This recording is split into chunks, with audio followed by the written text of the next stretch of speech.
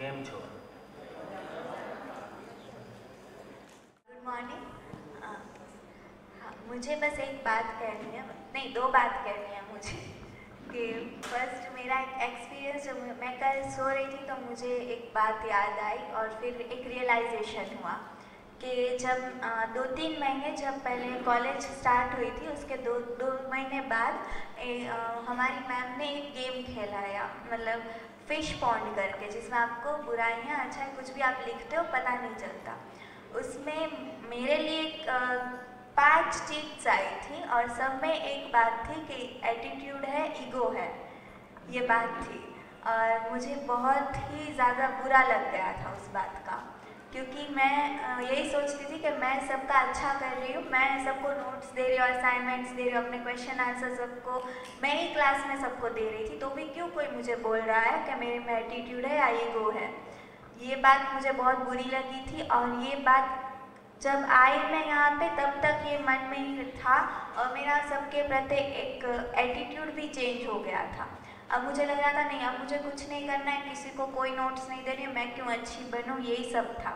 और फिर फ्रेंड्स भी यही कहते थे कि नहीं तुम छोड़ना यार, रहने दे, सब ऐसे ही बोलते हैं, ऐसा होता रहता है। बट यहाँ पे आके ऐसा पता चला कि एक सूत्र, एक फॉर्मूला दिया कि जो स्वयं में सम्मानित है उसे कोई अपमानित नहीं कर सकता और जो स्वयं में अपमानित है उसको कोई सम्मानित नहीं कर सकता। और आप ही अपने सुख का रीज़न हो, आप ही अपने दुख का रीज़न हो। तो ये बात बहुत अच्छे से समझ में आई कि मैं जो सोच रही थी वो मैं गलत सोच रही थी।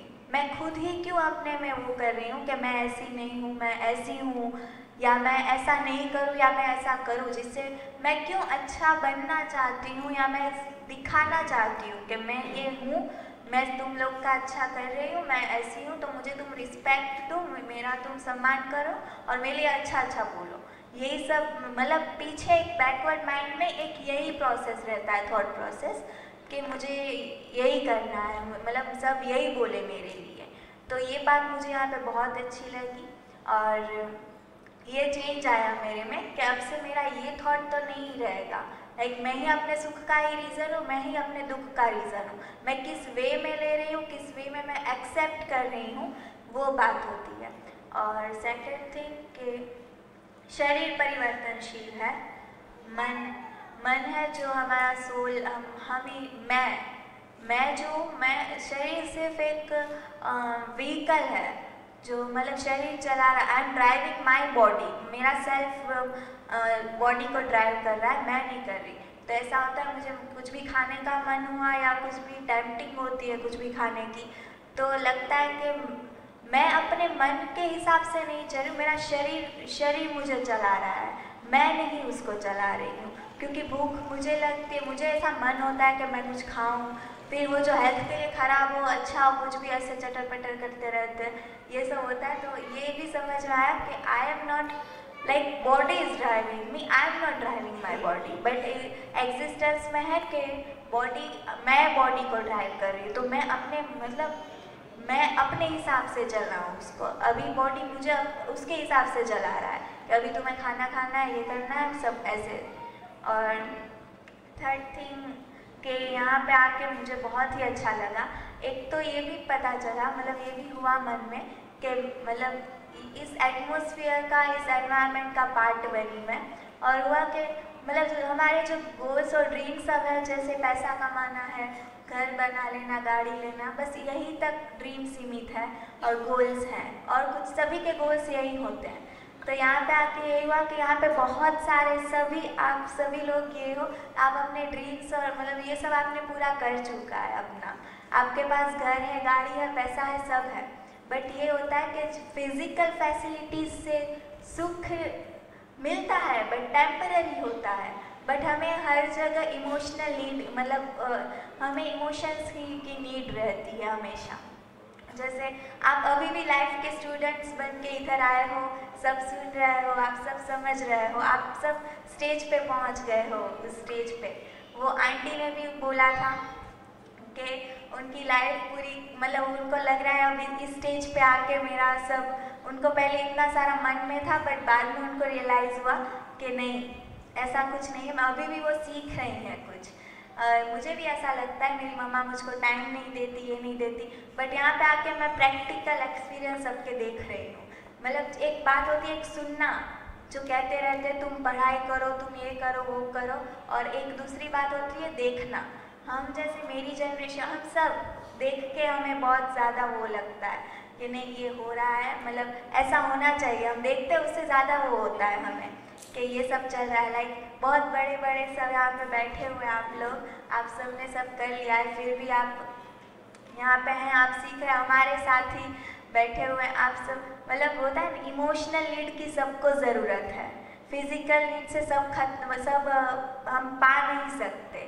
सबको रिलेशंस ही कहीं ना कहीं मन में ये नहीं रहता कि मेरे पास मर्सिडीज़ नहीं है, ये लगता कि मेरे साथ मतलब मेरा इस रिलेशन से मेरी बात नहीं हो रही है या मन दुख है, ये हमें ज़्यादा परेशान करता है मन में।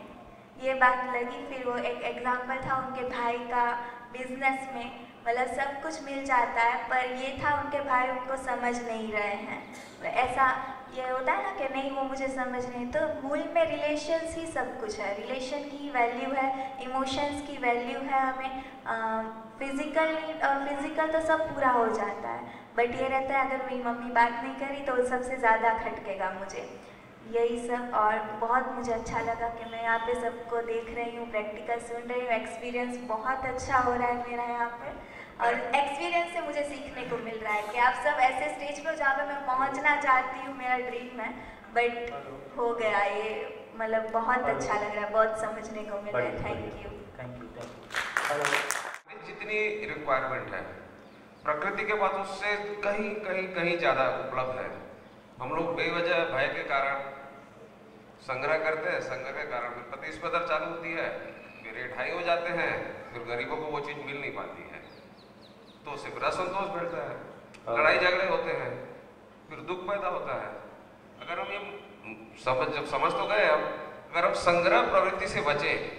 हाँ देखिए, मैं फिर से कहना चाहता हूँ, जब आप यहाँ बोलते हैं कि समझ गए हैं, इसका इतना मतलब होता है कि जो बात हो रही है वो आपको लॉजिकली ठीक लग रही है, इमोशनली ठीक लग रही है, लग रहा है, अभी आपका नहीं हुआ है, तो समझ उसको आना बोलते हैं कि समझ है तो गलती नहीं, गलती है तो समझ नहीं। यदि आचरण में आ गया है, इसका नाम समझ में आया है। जी सर। अभी आपको सुनने से अच्छा लग रहा है, ज़्यादा से ज़्यादा आप किसी को सुना सकते हैं, अभी आपके आचरण का हिस्सा बनेगा ऐसा कहना मुश्किल है। बिंदु शिविर, उसके बाद 12 बुक्स है ना, और विधिवत एक एक करके 12 बुक्स से गुजरना, इस बीच में पर्कुलेशन अपने भीतर अपनी पात्रता अनुसार होता रहता है। जी सर। जी बढ़िया, शुभकामनाएं। Thank you sir. हाँ, ऐसा मत बोलना वहाँ तो समझ में आ गया था, लौटने के बाद समझ में नहीं आ रहा है ना, तो ऐसा कभी समझ में नहीं आया, सुनने से अच्छा लगा। हाँ बढ़िया। जैसे भैया ने पूछा केम छो, सबने कहा मजा में। हम मजा में इसीलिए बोलते हैं क्योंकि हमको अपना मजा पता ही नहीं है। हम जिसको मजा समझ रखें वो मजा है नहीं, तो अपने मजे को हम मजे में बोलते हैं। वो अपने मजे को भी नहीं बोलते, हम मजे में जीना चाहते हैं। तो शिष्टाचार की भाषा ये है कि हाँ भाई, अब कोई पूछ रहा है तो हाँ भाई सब ठीक है, अब कहाँ रोना गाना शुरू करें सबके सामने।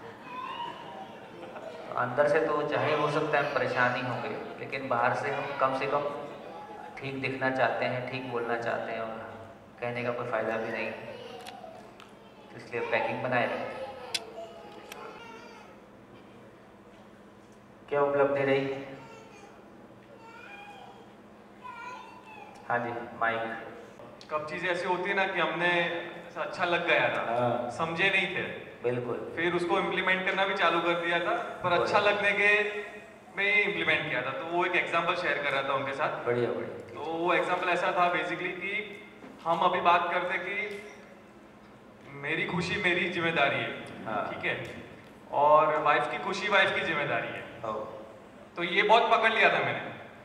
तो घर पे जाता था तो मुझे क्या अच्छा लग रहा है मैं वो करूँगा, वाइफ को जो अच्छा लग रहा है वो वाइफ वो करेगी, उसकी वो दुखी है तो मुझे मेरा प्रॉब्लम नहीं है, क्योंकि मैं अंदर से सुख हूँ, मैं मतलब अंदर से खुश हूँ, ये हो रहा था। तो मतलब कहने का अर्थ ये था कि ये टाइम पे फिर बाद में ये रियलाइज भी हुआ कि जो ये कर रहा हूँ ये चीज़ में मेरी समझ की अभाव है, कि मैंने वो चीज़ को अभी तक तो समझा ही नहीं है, प्रॉपरली समझा ही नहीं है मैंने ये चीज़ को। तो वो एक एग्जांपल दे रहा था मैं उनको। तो समझदारी की परिभाषा है स्वयं गलती नहीं करना, स्वयं गलती नहीं करना, दूसरों की गलतियों से अप्रभावित रहना,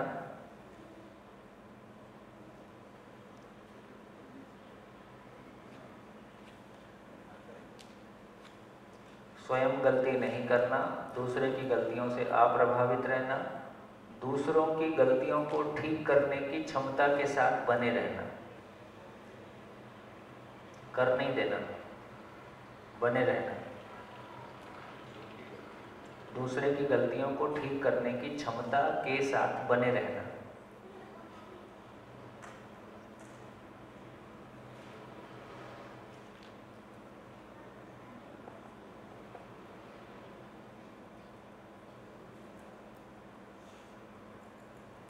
है ना?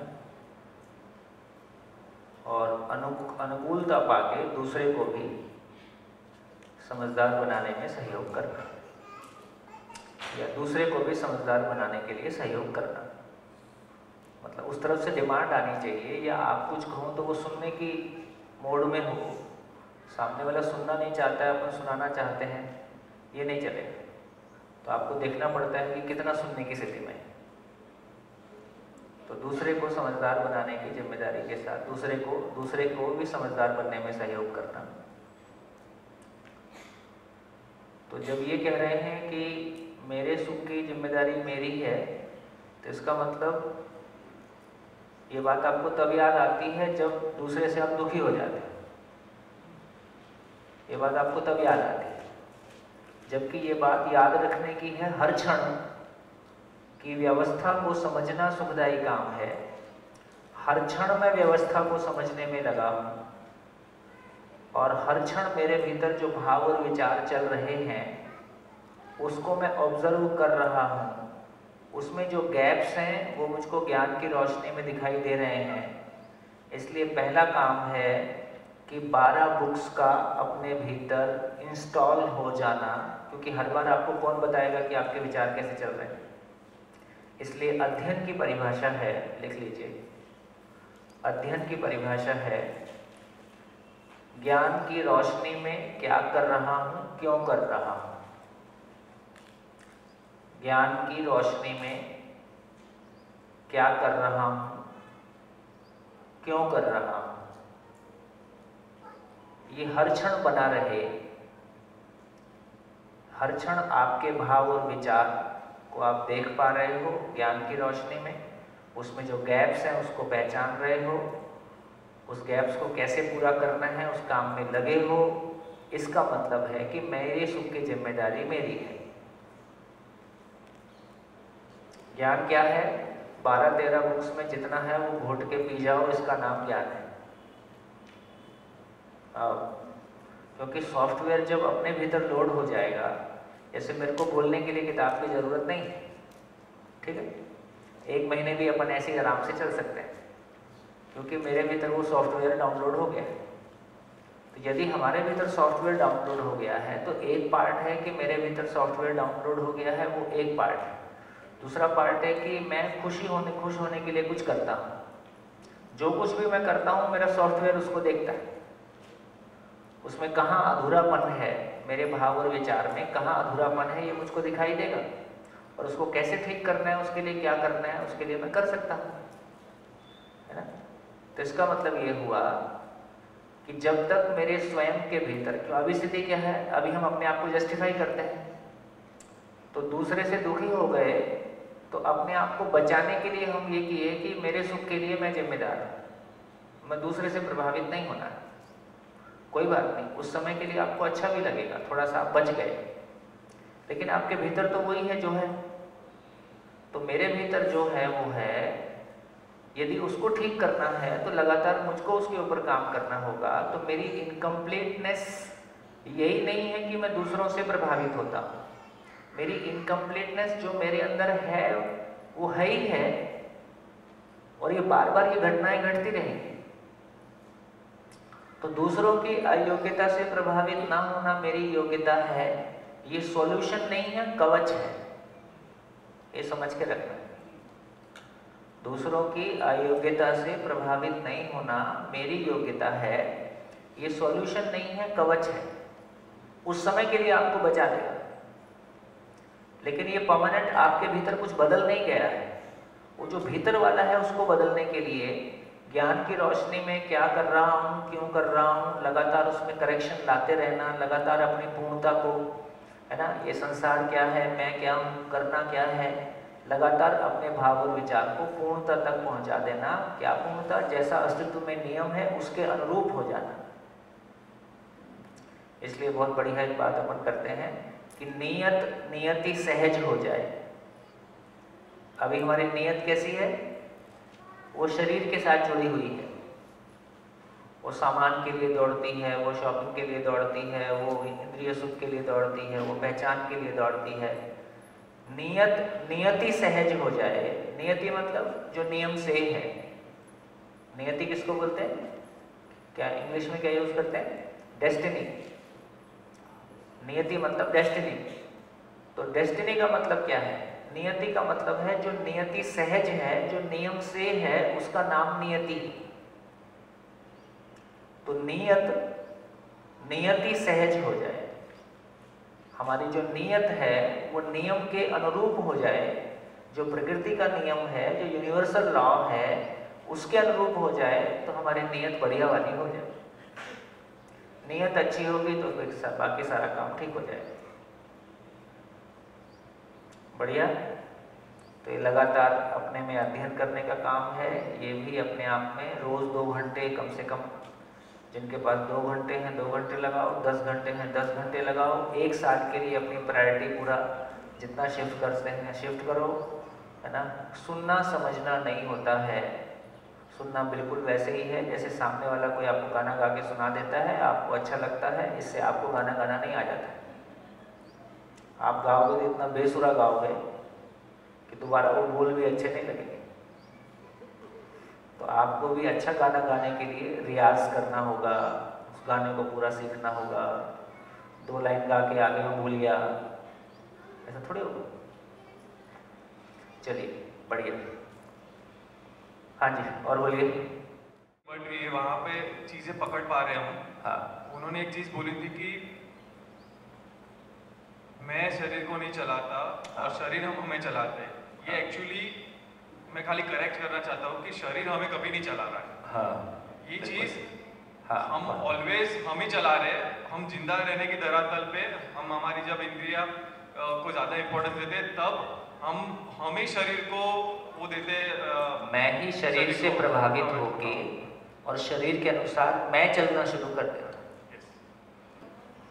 कल भी ये बात आई थी कि गाड़ी ने मुझको प्रभावित कर दिया, कोई दूसरी वस्तु ने मुझको प्रभावित कर दिया, या भौतिक वस्तुओं के कारण लड़ाई होती है ना। तो भौतिक वस्तुओं के कारण लड़ाई नहीं होती है, मेरी समझ में कमी के कारण लड़ाई होती है। तो किसी चीज़ का अवमूल्यन भी नहीं करना है। हमारा मकान भी ठीक हो, हमारे कपड़े भी ठीक हो, हमारी गाड़ी भी ठीक हो और हमारा मन भी ठीक हो, इतनी बात कह रहे बस जी। होती है लव मैरिज हो, अरेंज मैरिज हो, बट फिर मैं सोची थी ये लव होता क्या है, you know what is love. तो तब मुझे मैं सोचने लगी कि I love you, you love me, ये वाला तो मामला है ही नहीं। It is I love me and I like to be with a person who lets me be me. जो मेरे मैं होने में आड़े आता है उससे फिर डिस्टेंस होने लगता है। लव इतने साल बाद समझ में आया, बता। वही तो। एंड इसका नहीं, don't comment like that. The thing is कि बात ये है कि हम इस तरह से कंडीशन होते हैं, बॉलीवुड देखते हैं, फिर ये वो तेरे बिना जिंदगी से कोई and all that kind of songs है। तेरे बिना मैं अधूरा हूँ, मेरे बिना तू अधूरी है। It is all just crap. माने इस तरह की रॉन्ग कंडीशनिंग है एंड वो सुन के बड़े होके फिर हम ये सारी सब प्रॉब्लम्स हमारे आजू बाजू इकट्ठा कर लेते हैं। आपके चरण का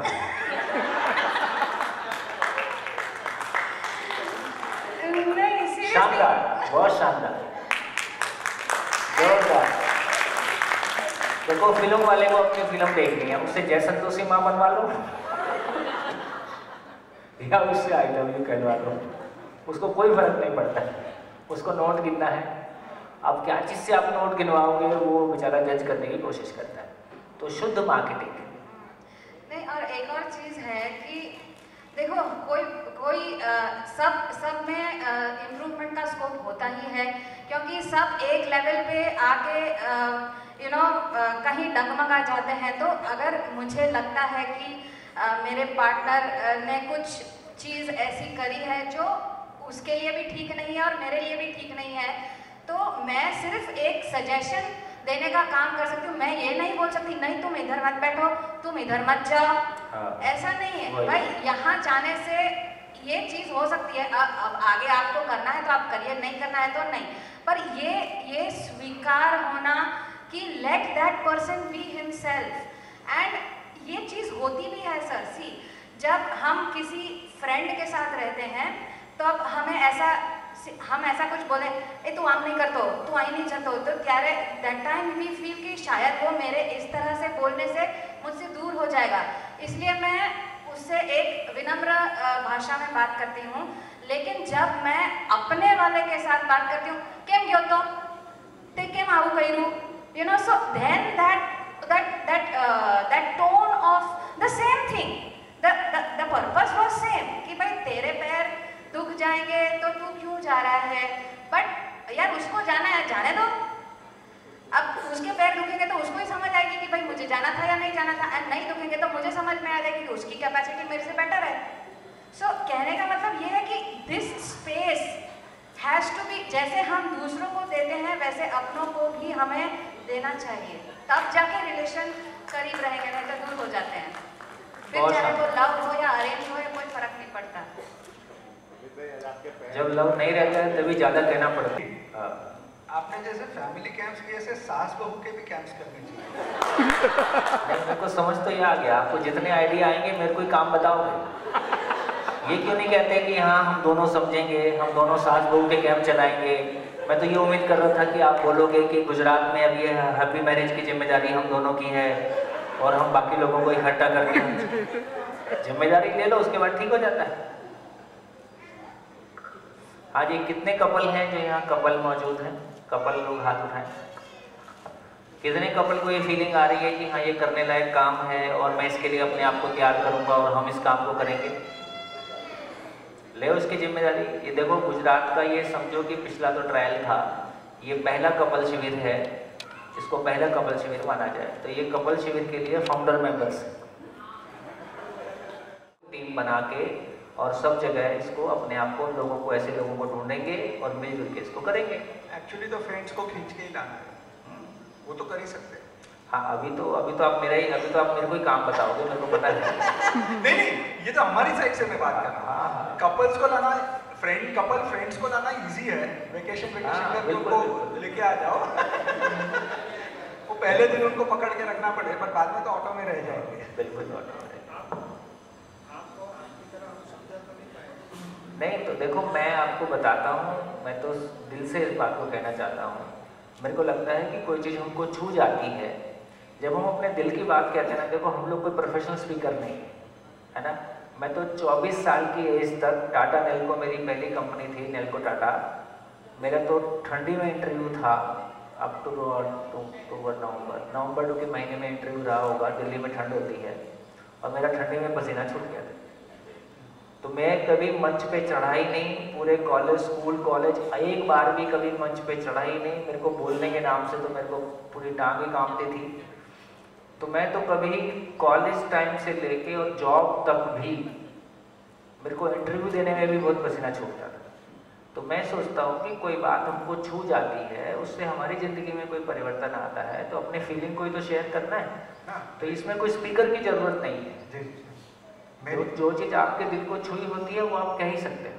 मेरे कहने की बात ये है कि ऐसे कपल है, तो यहाँ जो कपल है, हाँ, हम ऐसा जी के दिखाएंगे कि दूसरे कपल के कि ये कहाँ से आपको मिला। हाँ, तो ऐसी तरह वो आएंगे आप। ये बात ठीक है। पति पत्नी के बीच में ये खतरा मोल लेना थोड़ा सा महंगा है। ये जी के दिखाएंगे, अभी इनको जीने में लगेगा समय। पति पत्नी का रिलेशन वो जगह है जहाँ सबसे अधिक तैयारी की जरूरत है। पति पत्नी संबंध की परिभाषा है एक मन दो शरीर। एक मन दो शरीर का मतलब है इधर एक तार बजता है, उसका प्रभाव उधर पहुंच जाता है बिना बोले। तो पति पत्नी वो जगह है जहां दोनों, यदि सही अर्थों में कहेंगे तो आचरण की ट्रांसपेरेंसी चाहते हैं। आचरण का ट्रांसपेरेंट हो जाना दर्शन की परिभाषा में कहेंगे तो वो आदमी की हाईएस्ट स्टेट है। तो हाईएस्ट स्टेट के आए बिना जो अपेक्षा हमको पति पत्नी संबंध में है वो पूरी होने वाली नहीं है। तो सबसे ज्यादा योग्यता की जरूरत पति पत्नी संबंध को जी। देखो भाई भाई से नहीं बनेगी, थोड़ा डिस्टेंस मेंटेन कर। भाई भाई से नहीं बनती है, थोड़ी दूरी बना सकते हैं। बच्चों से नहीं बनती है, थोड़ी दूरी बना सकते हैं। पति पत्नी एक संबंध ऐसा है जहां दूरी बनाना भी झेलने जैसे है, जहां दूरी बनाने का भी ऑप्शन है नहीं। तो इसलिए मैं कहना चाहता हूं कि पति पत्नी वो संबंध है जो समझदारी की सबसे कठिन कसौटी है, क्योंकि जहां सब कुछ हमारा आर पार है, जहां कोई पैकिंग काम नहीं आती है, दोनों एक दूसरे के सामने आर पार है। इसलिए इस रिलेशन को उस तृप्ति के साथ जीने के लिए, जिस तृप्ति के साथ जीने की हमारी अपेक्षा है, उसके लिए बहुत तैयारी की जरूरत है दोनों तरफ से। यहाँ एक की तैयारी भी उतना काम नहीं आएगी, या एक की तैयारी भी अच्छी है लेकिन पर्याप्त नहीं है। तो इसलिए हमको काम ये करना होगा कि पहला काम है कि हमारा आचरण कब ऐसा होगा जब जमाने को देख के प्रेरणा मिलने लगे। उसमें थोड़ा टाइम लगेगा, लेकिन इस वातावरण को बनाए रखना, अपने भीतर उस माहौल को बनाए रखना, उस उत्साह को बनाए रखना। नहीं तो बहुत जल्दी आप उस जगह में आ सकते हैं कि यार थोड़ा सा प्रैक्टिकल नहीं है, सुनने में तो ठीक लगता है पर आचरण में तो नहीं आता है। इस जगह में आने में आपको ज़्यादा देर नहीं है। तो इसका मतलब है कि जब हम किसी जिम्मेदारी को स्वीकार लेते हैं, है ना, जैसे बोले कि जो जिसके पास है वह उसको बांटेगा ही, इसका उल्टा सूत्र भी काम करता है। जो जिस चीज़ को बांटेगा वो उसके पास आ जाएगा। जो जिसके पास है वो उसको बांटेगा ही, ये तो पॉजिटिव सूत्र है। लेकिन इसका दूसरा भी काम करता है कि जो जिस चीज़ को बांटेगा वो उसके पास आ जाएगा। आप देखते हो कभी कभी कि किसी दूसरे का उत्साह कम है, उसका उत्साह वर्धन करने के चक्कर में आपका उत्साह बढ़ जाता है। दूसरे को डिप्रेशन से निकालने के चक्कर में आप डिप्रेशन से निकल जाते हो। और ऐसे तमाम लोग हैं जो खुद गहरे डिप्रेशन में गए हैं, उन्हीं लोगों ने बाद में दूसरों को डिप्रेशन से निकालने के काम किए हैं, क्योंकि उसको पता है आदमी कैसे फंसता है और कैसे निकलता है। तो इसका मतलब इतना ही हुआ कि यदि आप लोगों के मन में ये संकल्प आता है कि इस काम को चलाना, हम फाउंडर मेंबर्स हैं, इस काम को आगे बढ़ाना हमारी जिम्मेदारी है, तो फ्यूचर में हैप्पी मैरिड कपल्स के वर्कशॉप ऑर्गेनाइज करना इस ग्रुप की जिम्मेदारी। बोलो, हो तैयार? कितने लोग तैयार हैं? हाथ उठाओ। तो शाम को बैठ के एक अपनी मीटिंग कर लेना, कल सुबह सभा में बता देना, ठीक? तो अगले शिविर को कब ऑर्गेनाइज करना है, कमल मंगल जी के साथ मिलके। अब ये आपकी जिम्मेदारी है, हम इस बारे में नहीं सोचेंगे, आप लोग सोचोगे, है ना, किसको लाना है, कहाँ ऑर्गेनाइज करना है, कहाँ कराना है, जगह आपकी, डेट आपकी, लोग आपके, अरेंजमेंट आपका, ठीक? आप जहाँ बोलोगे हम आगे शिविर कर देंगे। कम से कम 4 महीने पहले बता दो, 3-4 महीने पहले, है ना। ऐसा करेंगे तो वो जो हमारा एक उत्साह है, जब हम कोई चीज़ को दूसरों तक ले जाना चाहते हैं, उस जिम्मेदारी को ओन करते हैं, तो अपने में लाने की जिम्मेदारी बाय डिफॉल्ट आ जाती है। ऐसे घर हमारा थोड़ा सा अव्यवस्थित रह सकता है। ये हो जाए कि आज कोई गेस्ट आने वाला है, तब कैसा होता है? फटाफट 2 घंटे में चकाचक, ठीक? उत्साह भी बढ़ जाता है ना। तो इसलिए देखो, अतिथि देवो भव, ये तमाम बातें जो हमारे देश में प्रचलित है, इसका एक इम्पॉर्टेंस है। किस क्वालिटी के लोग आपके यहाँ आते हैं, उससे आपकी क्वालिटी बढ़ती जाती है। ये जो कहा ना कि महापुरुषों का घर में पैर पड़ जाए, ये बहुत सारी चीज़ें ऐसे लगता है कि दकियानुसी, पर यदि सही अर्थों में आप उस बात को वैल्यू कर पाते हो, और कोई प्रेरणादायी लोग, आपके पुराने लोगों को देखोगे ना, जिनके घर में आज़ादी के दौर में, है ना, उन उनके घर के कोई लोग आज़ादी में शामिल हो गए थे, तो क्रांतिकारी लोग उनके घर में आते रहते थे, तो उनके बच्चों का संस्कार ऑटोमेटिकली उधर का हो गया, क्योंकि घर में जिस तरह की बातें होंगी, जिस तरह का माहौल होगा, जिस तरह के लोग आएंगे, जैसे बिटिया ने बोला कि आप सब लोगों की बातें सुन के, ये माहौल की ज़रूरत है ना, यंग जनरेशन को इस बात को सुनने मिले कि जिन लोगों ने मकान पा लिया है, गाड़ी पा लिया है, अच्छी जॉब पा लिया है, वो क्या सोच रहे हैं। अच्छा, अभी हमको बाहर जो माहौल मिलता है तो हम सब अपने आप को ऐसा बताते हैं कि जैसे बस हम ही आइकॉन हो गए हैं, तुम हमको फॉलो करो। यहाँ एक ऐसा माहौल बनता है जहाँ कोई भी पैकिंग लगा के बात नहीं कर रहा है, अपना दिल खोल के बातचीत कर रहा है, जो उपलब्धि है उसको उपलब्धि के रूप में भी स्वीकार किया जाए, जो गैप है उस गैप को भी एक फैमिली में बैठ के जैसे हम एक दूसरे के सामने शेयर करते हैं, तो यहाँ से हमको ज़िंदगी की वो रियल पिक्चर सामने आती है कि मैं आगे के लिए फिर क्या तैयारी करूँ। तो अभी समाज में हमारे पास ऐसा प्लेटफॉर्म ही नहीं है जहाँ एक्चुअली जहाँ से हमारे दुख आते हैं, जहाँ से हमारी समस्याएं आती हैं, उन पे बैठ के हम बात कर सकें। हमारी सारे सामाजिक हमारे फंक्शन एक दूसरे को चमकाने के हैं। मैं आपको प्रभावित करने आऊँगा, आप मेरे को प्रभावित करने आना, मैं ऐसा बोलूँगा, आप ऐसा बोलना, कुल मिला के हम हर समय एक दूसरे को प्रभावित करने की कोशिश कर रहे हैं। इसमें थक जाते हैं, इसलिए किसी का किसी से ज़्यादा बात करने का मन नहीं है, क्योंकि सामने वाला भी बात करेगा, नकली बात करेगा, आप भी नकली बात करोगे, उसको भी समझ में आता है, आपको भी समझ में आता है, तो उसमें किसी को फिर धीरे से हमारे संबंध मतलब औपचारिक रह गए। तो मेरे को लगता है कि इस तरह की चीज़ें होने की ज़रूरत है। और इस यंग जनरेशन में से यदि आप हैप्पी मैरिज के शिविरों का, मेरे को लग रहा है ये दूसरा हमारा एक्सपीरियंस है। पिछली बार हमने 3 दिन का किया था, 3 दिन करने के बाद ऐसा लगा कि टाइम बहुत कम रहा, फिर इसको थोड़ा रिवाइज किया, 5 दिन करके देखते हैं। ये 5 दिन दूसरी बार, मतलब ये 5 दिन कर रहे हैं। इसमें ये कॉम्बिनेशन भी अच्छा था। मेरे को लगता है कि राजकोट की टीम को बहुत धन्यवाद है कि वो यंग जनरेशन को लेके आए, है ना। इसमें जो इनमें जो क्वालिटी आएगी वो बहुत अलग आने वाली है। यदि अब ये कल्पना कीजिए कि ये क्रम 5 साल चल गया और 5 साल में हर साल मान लो हम 2 शिविर 3 शिविर कर रहे हैं, तो हर साल 2-3 शिविर करने के प्रोसेस में ये यंग जनरेशन अगले 5 साल में ये शादी होके किसी जगह पहुंचेगी। वो जो रिजल्ट हम देखना चाहते हैं, जिस क्वालिटी का देखना चाहते हैं, वो इनमें आएगा। हमारा भी आगे बढ़ेगा ही, लेकिन हमारी फिर भी एक कंडीशन माइंड हो गया, घर में कंडीशन स्थितियां हैं, फिर भी एक लिमिटेशन है। लेकिन ये अभी फ्री वर्ल्ड है, ये अभी ज़्यादा खुला आसमान देख सकते हैं, ठीक से सोच सकते हैं। तो यदि हम सब मिलकर एक दूसरे के लिए एक सपोर्टिंग एनवायरनमेंट बनाते हैं और इस तरह की चीज़ों को ऑर्गेनाइज करते हैं, तो मेरे को लगता है कि बहुत एक अपने भीतर एक उत्साह का वातावरण हर 3-4 महीने बाद हो रहा है। तो इस बीच में आपको उसको चीज़ों को ऑर्गेनाइज करने में लगे हो, फिर सारे मिल पा रहे हैं। इस बहाने जिन्होंने शिविर का, जिसका मन नहीं है 5 दिन का शिविर करने का, वो भी एक दिन आएगा, चलो सबसे मिलना हो जाएगा। तो कोई इस बहाने एक प्लेटफॉर्म बन जाता है जहाँ सबके मिलने की गुंजाइश बनी रहती है और धीरे धीरे वो क्रम आगे चलता रहता है। तो मेरे को लगता है इस पर सोचिए, हर चीज़ को कुछ ही 100 लोग ऑन करेंगे ये संभव नहीं है ना। यदि हमको लगता है कि कोई एक्टिविटी काम की है, और मुझको ऐसा लगता है कि पिछली बार की तुलना में ये शिविर ज़्यादा पावरफुल रहा। जिन लोगों ने पिछली बार 3 दिन रहे उसके तुलना में इस बार हम ज़्यादा पावरफुली काम कर पा रहे हैं। बढ़िया। अभी आंटी ने जैसे कहा, ये उनको लव क्या है, व्हाट इज लव, ये हमें नहीं मालूम है। बट अभी मैं ये देख रही हूँ, और मैं मतलब मेरे फ्रेंड सर्कल सब में 9th से ही मैंने पहले सुना, मतलब गर्लफ्रेंड बॉयफ्रेंड का ये कॉन्सेप्ट मैंने सुना और देखा। फिर ये 2 like every coin has 2 sides. Sir आपसे बात करनी है। मैं तो उधर से देख रहा हूँ, तुमको वहाँ से देखो, अपन वहाँ से बात करेंगे।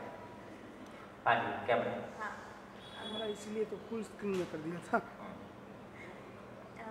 Every coin has 2 sides. तो जैसे हमने ये बताया कि मुझे भी ऐसे दो पार्ट ऐसे लगे, जैसे एक तरफ मैं देख रही हूँ तो जो रिलेशनशिप में है, और जो दूसरी तरफ है जो ये बोलते हैं कि आप डिस्ट्रैक्ट हो जाओगे, या ये सही नहीं। हमें हमारे पेरेंट्स, सोसाइटी, सब ने यही कहा है कि अभी इस एज में ये बोलते हैं, एक पर्टिकुलर थिंग बोलते हैं, अभी आप इस एज में मैच्योरिटी नहीं है आपकी और ये आप नहीं कर, आप इन सब में मत पढ़ो, आप पढ़ाई करो, ऐसे बोलते हो। दूसरी तरफ मैं ये देखती हूँ कि कितने कपल्स ऐसे होते हैं जो जैसे 9 से उनका कोई रिलेशनशिप चला है तो वो मैरिज तक पहुँचा है और मैरिज लाइफ आगे चल रही है, ऐसा भी देख चुकी। और फिर बोलते हैं कि नहीं मुझे प्यार है, मैं नहीं रह पाती, ये ऐसे सब बहुत कुछ सुना हुआ है मैंने भी कि इससे ये तो ट्रू लव है। आप बोलते हैं ना, अभी हमारे ट्रेंड में हमारे यही चलता है, ट्रू लव है ये। तो ऐसा क्या होता है? लव तो एक ही होता है, ट्रू लव, फॉल्स लव, ये क्या मतलब, ये क्या बात होती है? ये बिल्कुल ही क्लियर नहीं हो रहा है बहुत टाइम से। और ये एज की बात, जो आप ये पढ़ाई नहीं कर पाओगे, ये मतलब लव क्या एज देख के होता है? हम एज देख के डिसाइड करते हैं या क्या? सही में मुझे ऐसा लग रहा है ये बहुत कंफ्यूजन है सर। और अब क्या करें आगे, अब क्या करें? जैसे सोचते हैं बहुत कंफ्यूजन। ऊपर से व्हाट्सएप यूनिवर्सिटी है। जब आप 40+ एज में आके, 40-50 की एज में आके जब आप किसी बात को जिम्मेदारी से बोलते हो तो ये युवा पीढ़ी आपको सुनना चाहेगी। आवश्यकता इसी बात की है कि 50 वालों का, 50 वाले वो लोग जिन्होंने ज़िंदगी को बहुत नज़दीक से देखा, रूबरू देखा, वो 25 वालों के साथ में कम्युनिकेशन कर पाएँ, वो 25 साल पहले उनको बता पाएँ कि देखो फाइनली ये रिजल्ट आता है। तो इनकी ज़िंदगी में एक क्वालिटी आएगी और आपकी ज़िंदगी में एक मीनिंग आएगा। अभी हमारी ज़िंदगी में मीनिंग नहीं है, उनकी ज़िंदगी में क्वालिटी नहीं है, और एक आदमी फंस के, और ये भी वही फंस के आपको 50 में समझ में आया, अब इनको भी 50 में समझ में आएगा, तब तक तो गोल्डन लाइफ तो निकल गई। तो हर आदमी अपने लिए कुआं खोदेगा और पानी पाएगा, की बजाय जिन्होंने पहले से कुआं खोद लिया है वो उसमें से टोंटी लगा के पानी पहुँचा दें। अभी हमारे 25 साल वाले, 50 साल वाले, 75 साल वालों में आपस में कोई कम्युनिकेशन नहीं है। ये जो कम्युनिकेशन गैप है, जो एक पीढ़ी, जो एक आदमी इतना धर्म धक्का खा के किसी निष्कर्ष पे पहुंचता है, दूसरा भी वही धर्म धक्का खा के फिर वो निष्कर्ष तक पहुंचता है, तब के उसके हाथ पैर ढीले हो जाते हैं। तो आदमी मानव जाति का आगे बढ़ने का इतना ही मतलब है कि यदि मोबाइल किसी ने इन्वेंट किया तो उसने मोबाइल अगली पीढ़ी को दे दिया, अगली पीढ़ी ने उसके ऊपर काम किया, है ना। हम मानव जाति में संबंध वाले पार्ट में हर आदमी वहीं 0 से शुरू कर रहा है और वहीं नेगेटिव में जा रहा है। मोबाइल वाला उसकी पूरी थ्योरी देता है, उसका पूरा बुक बना के देता है, उसका पूरा स्ट्रक्चर बना के देता है, SOP, है ना। इधर अपना संबंध का कोई SOP नहीं है, तो इसको सोचने की जरूरत है। तो ये कपल शिविर की बात आगे बढ़ेगी, तो इसमें से जो अभी भावी कपल हैं वो भी आए, है ना, एग्जिस्टिंग कपल हैं वो भी आए, 50 के लोग भी आए, इनके बीच में एक बातचीत चलेगी, ये एक से बढ़िया एक्सचेंज का एक वातावरण बनेगा। ये क्वालिटी देखें भाई, आज तुमने वो बोल दिया, लेकिन तुमने बोल दिया, क्वेश्चन तो सबके मन में है ना। ऐसा नहीं है कि सबके मन में वो क्वेश्चन नहीं, और कहीं ना कहीं गलत हम फंसेंगे। पिक्चर को देख के एक ही लगता है, आप सारी पिक्चरें देखो, शादी के बाद कोई पिक्चर नहीं बनती, सारी पिक्चरें शादी के पहले का ही मटेरियल है। शादी के बाद सीरियल बनता है जिसको फ्री में देखा जा सकता है।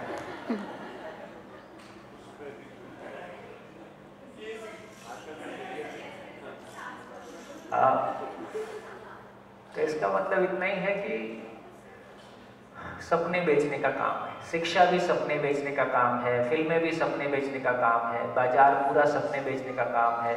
तो लोग आपका शोषण करने के लिए तैयार खड़े हैं। आप अपने माँ बाप से पैसा ले आओ, आपको सपने बेचेंगे और फिर आप जाके जेल में। सर, वो जो बिटिया ने बताया लव के बारे में, लव तो सभी रिश्ते में होता है, वो समझेंगे ना, वो वहाँ तक का अपना माइंडसेट पहुँचे, और पिक्चर वाला तो वहीं तक पहुँचाता है ना। इतना हिप्नोटाइजिंग है हमारा पूरा मीडिया और फिल्म इंडस्ट्री कि एक बेचारा यंग बच्चा तो कब से देखते फिल्म आ रहा है। गलत है, जैसे हम ये होता है कि माइंड में ये पिक्चर क्रिएट हो रहा है कि जैसे कोई गर्लफ्रेंड बॉयफ्रेंड गार्डन में बैठे हुए हैं, तो वो मतलब हमारी एज के या कोई भी मतलब पुलिस आई और उसको ले गई, ऐसे वो गार्डन में बैठे हैं या कुछ भी, ये सब हमारे वो क्या गलत है? ये अभी जो वो है वो गलत है। पैसे की जरूरत है, पुलिस वाले को भी पैसे की जरूरत है। बढ़िया, खूब बढ़िया, ये सब बातें होने की ज़रूरत है ना, जहाँ से हमारी ज़िंदगी एक्चुअली कंट्रोल हो रही है, उन सारे इश्यूज़ पे हम बात कर पाएँ, हर चीज़ पे खुल के बात कर पाएँ। वो मंच ही हमारे पास नहीं है, वो प्लेटफॉर्म भी हमारे पास नहीं है जहाँ हम जिंदगी पे बात करना। चलो और कुछ?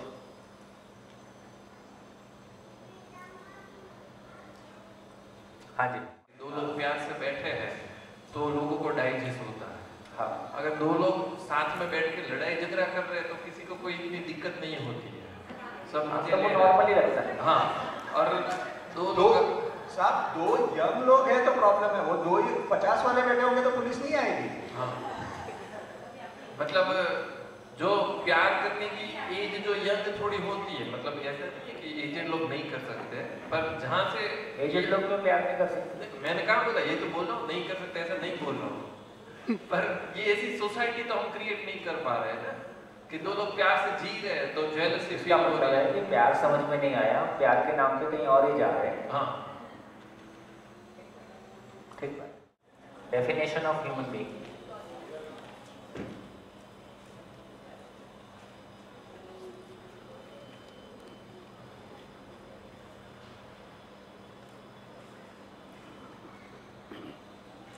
देखा कितना सोचना पड़ रहा है।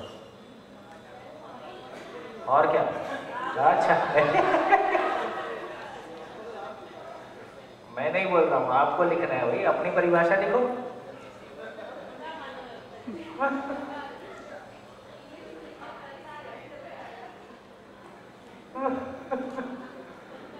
मैं एक कंकाल हूं जिसके ऊपर कुछ फ्लैश टैगिंग।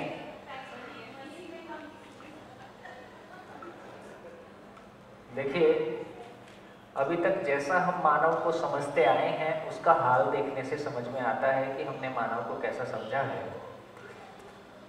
तो मैनेजमेंटल साइंस वाले उसको HR बोलते हैं, ह्यूमन रिसोर्स। साधन और मानव में क्या अंतर है? साधन और मानव में क्या अंतर है? साधन और मानव में अंतर ये है, जिसके उपयोग को मानव सुनिश्चित करे उसका नाम साधन है, जो अपने उपयोग को स्वयं सुनिश्चित करके तृप्त होता है उसका नाम मानव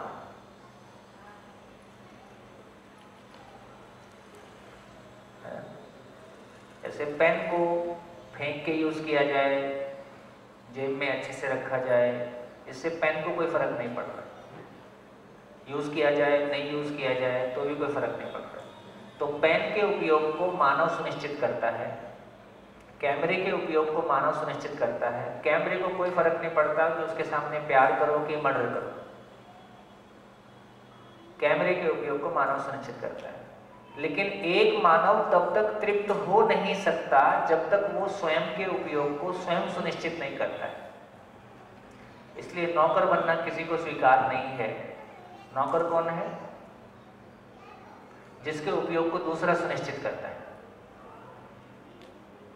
है ना। मैं एक मानव हूं, अपने उपयोग को जब तक मैं स्वयं सुनिश्चित नहीं करता,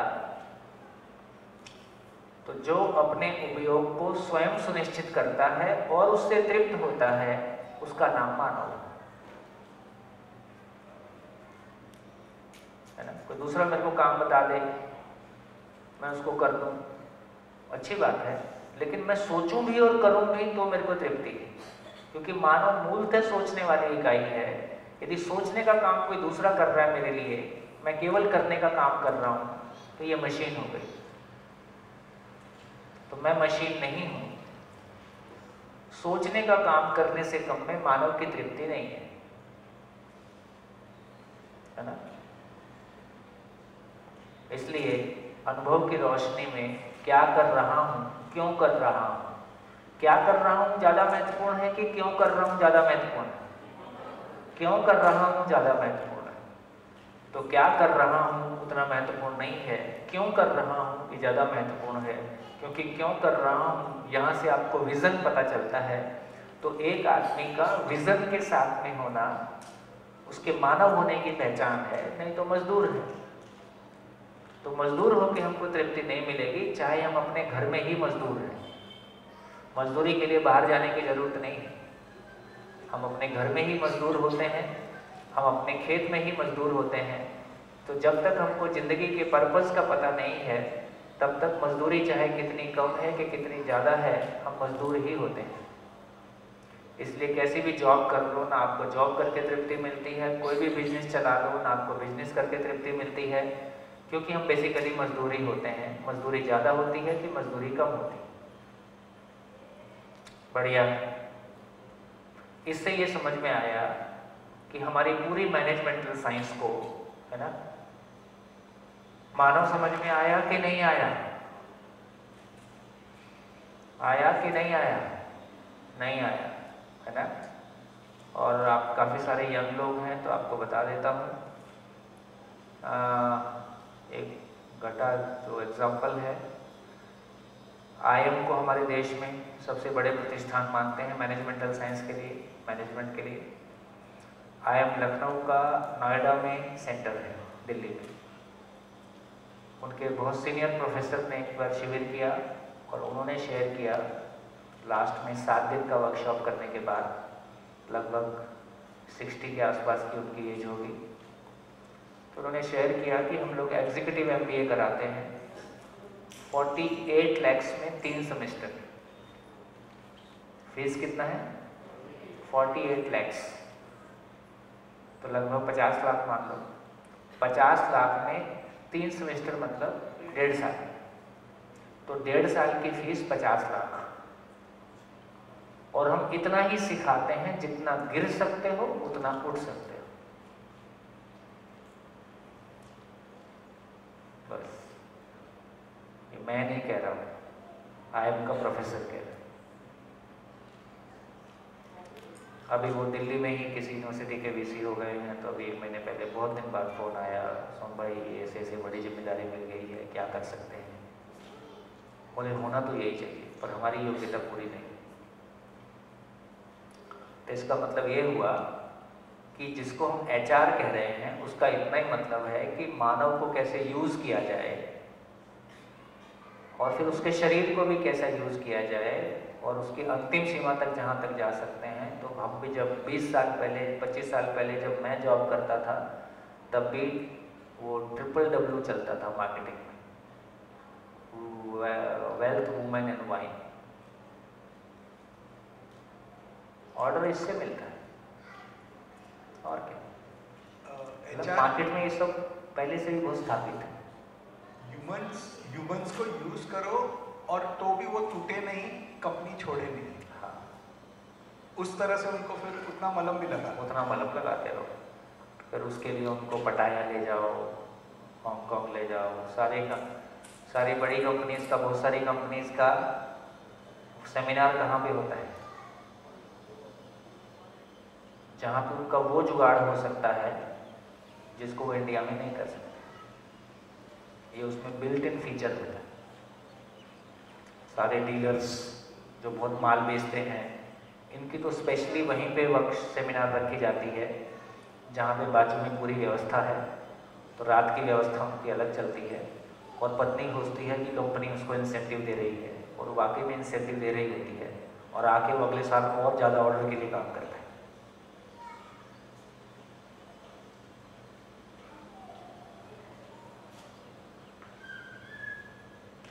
ये एक्चुअल लाइफ है। सब का हाल। इतना पैसा, इतना 5 स्टार्स में सारी चीज़ें ऑर्गेनाइज करना और ये सब करना आता कहाँ से पैसा? 2 रुपए की चीज़ 200 में बेचना। तमाम देश के एग्रीकल्चर कॉलेज इसलिए खुले थे कि वो किसानों को सपोर्ट कर सके। किसी भी एग्रीकल्चर कॉलेज से निकल के कोई लड़का खेती करता ही नहीं है, वो किसी मल्टीनेशनल में जॉब करता है और उसी किसान का शोषण करता है जिसके लिए वो पढ़ाया गया है। तो सारे देश की एग्रीकल्चर यूनिवर्सिटी के सारे स्टूडेंट्स और सारी यूनिवर्सिटीज़ किसान के शोषण के लिए काम करती है, उसके पोषण के लिए काम नहीं करते। फाइनली ये रियल पिक्चर है। तो मेरे को लगता है कि अभी हम अधिकांश लोगों को प्रॉब्लम के रूट्स भी पता नहीं होते हैं कि दुनिया चल कैसे रही है, चीज़ें ऑपरेट कैसे हो रही हैं। हम तो अपनी सी एक छोटी सी जॉब, छोटी सी सैलरी, है ना, घर का थोड़ा साइज बढ़ जाए, घर अपना हो जाए, इतने में हमारी दुनिया निकल जाती है। मानव में सोचने की ताकत है, वो सॉल्यूशन प्रोड्यूसिंग फैक्ट्री है, वो सॉल्यूशन प्रोड्यूसिंग फैक्ट्री हो सके इसके लिए हमारी कोई तैयारी नहीं है, ऐसे हमारे पास मंच नहीं है, ऐसी हमारे पास जगह नहीं है जहाँ इस तरह की बातें शेयर हों और हमको दुनिया का पता चले और हम उस बारे में कुछ सोच पाएँ, है ना। तो ज़िंदगी निकल जा रही है, अपनों से जूझते हुए निकल जा रही है। आप कुछ बड़ा आउटपुट दे सके तो बात की बात है। तो HR मानव साधन नहीं है।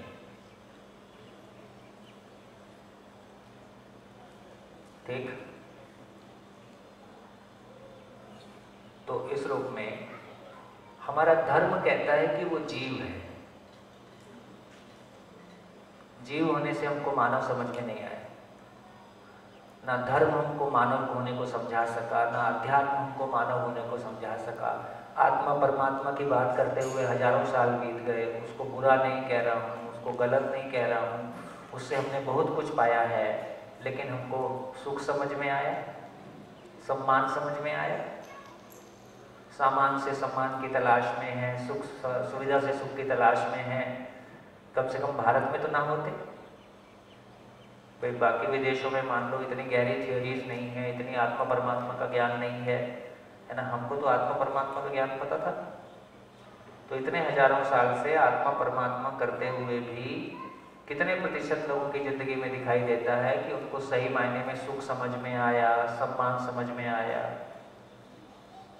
ठीक, तो हमके धर्म में भी हमको मानव समझ में नहीं आया, मैनेजमेंटल में समझ में नहीं आया। हमारे सोशल साइंसेस कहते हैं कि वो सोशल एनिमल है। सामाजिक पशु है। पशु बोलने में शर्म आई होगी तो प्राणी बोल दिया, प्राणी बोल दिया तो पेड़ पौधा हो गया, पशु बोल दिया तो एनिमल हो गया, मानव भर नहीं हुआ, बाकी सब ठीक। इधर इसने पदार्थ अवस्था में ले गया।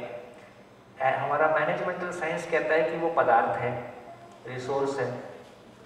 हमारा सोशल साइंस कहता है कि वो पेड़ पौधा है। फिर इंग्लिश में बोलेगा तो पशु है, फिर बोले 2 पैर का जानवर है।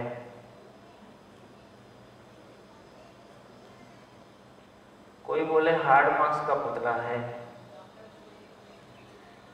नेताजी के लिए वोटर है, बाजार के लिए कंज्यूमर है। ये मानव भर नहीं है, बाकी सब कुछ है। इसमें कहीं भी मानव दिखता हो दिखाइए। गूगल में देखिए, मानव की परिभाषा नहीं मिलेगी आपको। पूरी धरती पे कहीं भी आपको मानव की परिभाषा अभी तक नहीं मिलेगी, क्योंकि मानव को हम मानव के रूप में पहचान नहीं पाए। पहचान पाए होते तो ऐसा जी पाए होते, अपनों के साथ ठीक से जी पाए होते। तो इससे पता चला कि अभी तक हमारे पास मानव की परिभाषा ही नहीं है। मानव की परिभाषा ही नहीं है तो ना पत्नी मानव है, ना पति मानव है। और उम्मीद क्या कर रहे हैं एक दूसरे से? उम्मीद ऐसी करते हैं, दोनों की शादी हुई तो लड़के को लगता है राजकुमारी आ रही है निरंतर सुख का रथ लेके, और लड़की भी सोचती है राजकुमार आ रहा है निरंतर सुख का रथ लेके। दोनों एक दूसरे का झांक के देखते हैं, बोले तेरा तो खाली, बोले तेरा भी खाली।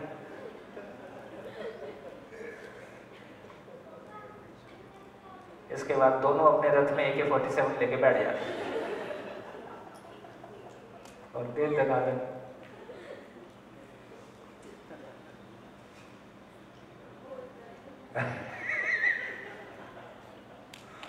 भाभी जी खुश हो रही है। वो फिल्मी प्यार होता है ना हमारा प्यार तो फिल्मी होता है। जिंदगी ऐसी नहीं है।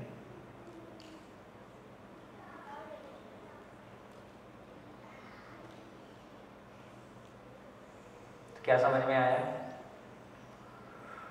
मानव की परिभाषा हमारे पास अभी तक की डेट में नहीं है।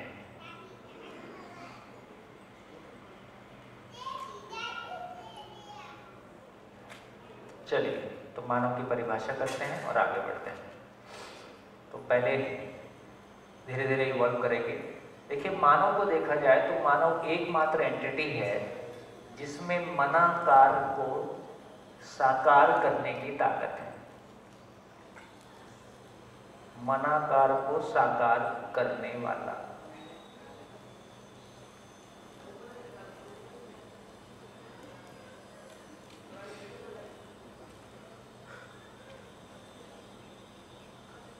दूसरा मन है स्वस्थता,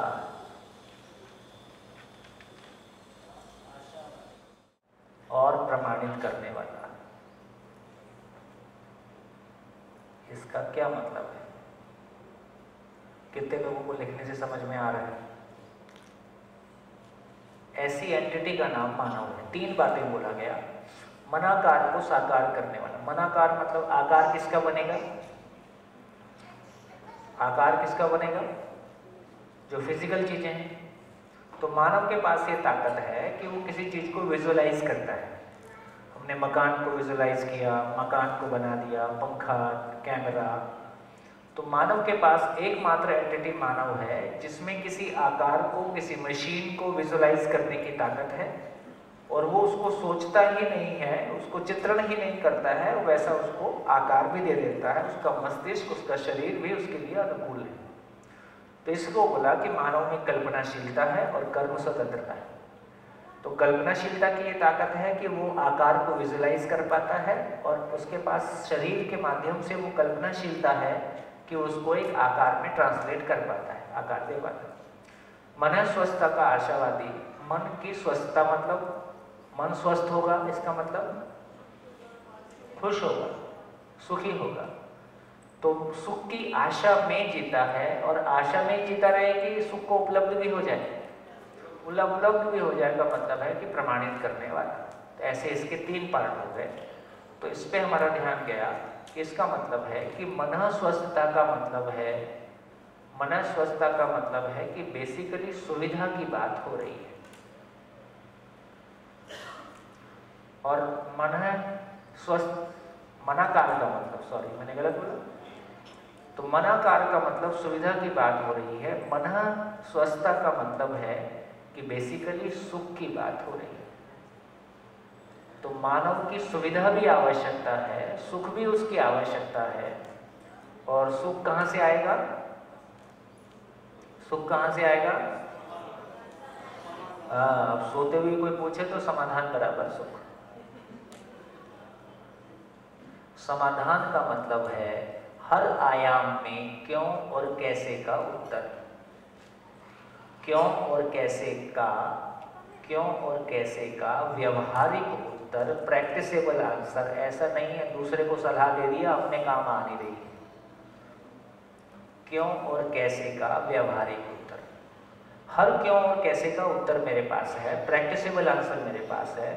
तो शरीर को क्यों स्वस्थ रखना है, क्यों पैसा कमाना है, क्यों जीना है, बच्चे क्यों करना है, शादी क्यों करना है ना। हर चीज का प्रैक्टिसेबल आंसर मेरे पास है। और वो प्रैक्टिसेबल आंसर का मतलब है वो मेरे लिए होगा कि यूनिवर्सल होगा। वो आंसर यूनिवर्सल ही होगा। जो सत्य है, जो सही है, वो सार्वकालिक है, सार्वदेशिक है, सार्वभौमिक है, सभी जगह, सभी काल में, सभी के लिए प्रैक्टिसेबल होता है। इसी का नाम नियम होता है, इसी का नाम यूनिवर्सल होता है। तो ये हमको पता चला कि हाँ, ये 2 चीजें मानव की हैं। इसको कैसे हम पूरा करेंगे? तो बेसिकली ये कह रहे हैं कि जितनी भी सुविधा मानव के पास है उसको 6 भाग में डिवाइड कर सकते हैं। इससे ज़्यादा की सुविधा मानव के पास। एक मानव की बहुत बड़ी आवश्यकता है कि वो आहार उसकी आवश्यकता है, आवास उसकी आवश्यकता है, और अलंकार उसकी आवश्यकता है। फिर दूर गमन और दूर दर्शन और दूर श्रवण, ये 6 तरह की चीजें हैं। संसार में जितने भी साधन हैं उनको 6 भाग, 98.6 बनाए रखने के लिए जो कुछ भी उसको आवश्यक है उस सब का नाम अलंकार है। तो उसमें क्या क्या आएगा? कपड़े भी आ जाएंगे, ठीक है। और क्या हो सकता है ना? पंखा उसमें आ जाएगा, एसी उसमें आ जाएगा, है ना। तो तमाम सारी चीज़ें उसमें आ जाएंगी कि शरीर के तापमान को बनाए रखने के लिए। फिर आप ज्वेलरी भी उसमें लगा देते हो। तो ज्वेलरी का बेसिक यूज़ ऐसा बोलते हैं कि बेसिकली ज्वेलरी में डायमंड, गोल्ड और धातुएं यूज़ होती हैं। धातुओं का शरीर के साथ जो टच है, और साथ में एक्यूप्रेशर, एक्यूपंक्चर टाइप, तो बेसिकली स्वस्थ रहने के अर्थ में उसका कोई योगदान है। उसको हमने बिल्कुल स्वस्थ रहने वाला भाग गायब हो गया, केवल दिखने वाले भाग में रह गए, ये अलग बात है। लेकिन मेनली उसका कोई पर्पस भी है, वो पर्पस कहीं छूट गया और बाकी सारी चीज़ें आगे आ गई, वो अलग बात है। तो इसका मतलब है, अलंकार का मतलब है शरीर के तापमान को बनाए रखने के लिए आवश्यक चीज़ें। तो इसमें से तीन चीज़ें देखा जाए तो ये शरीर को जिंदा बनाए रखने के अर्थ में है, और तीन चीजें शरीर को गति प्रदान करने के अर्थ में है। इतना ही काम है। कोई चीज नहीं समझ में आ रही है तो बोलो। माइक लो, माइक लो, माइक लो। शरीर के लिए जैसे अलंकार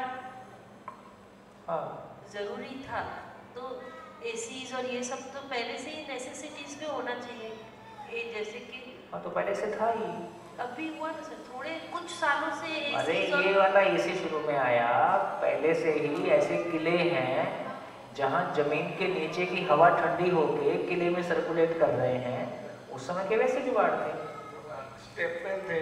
हाँ, अभी वो NIT यूनिवर्सिटी है निमराना, हरियाणा में पड़ती है, दिल्ली से लगा हुआ है।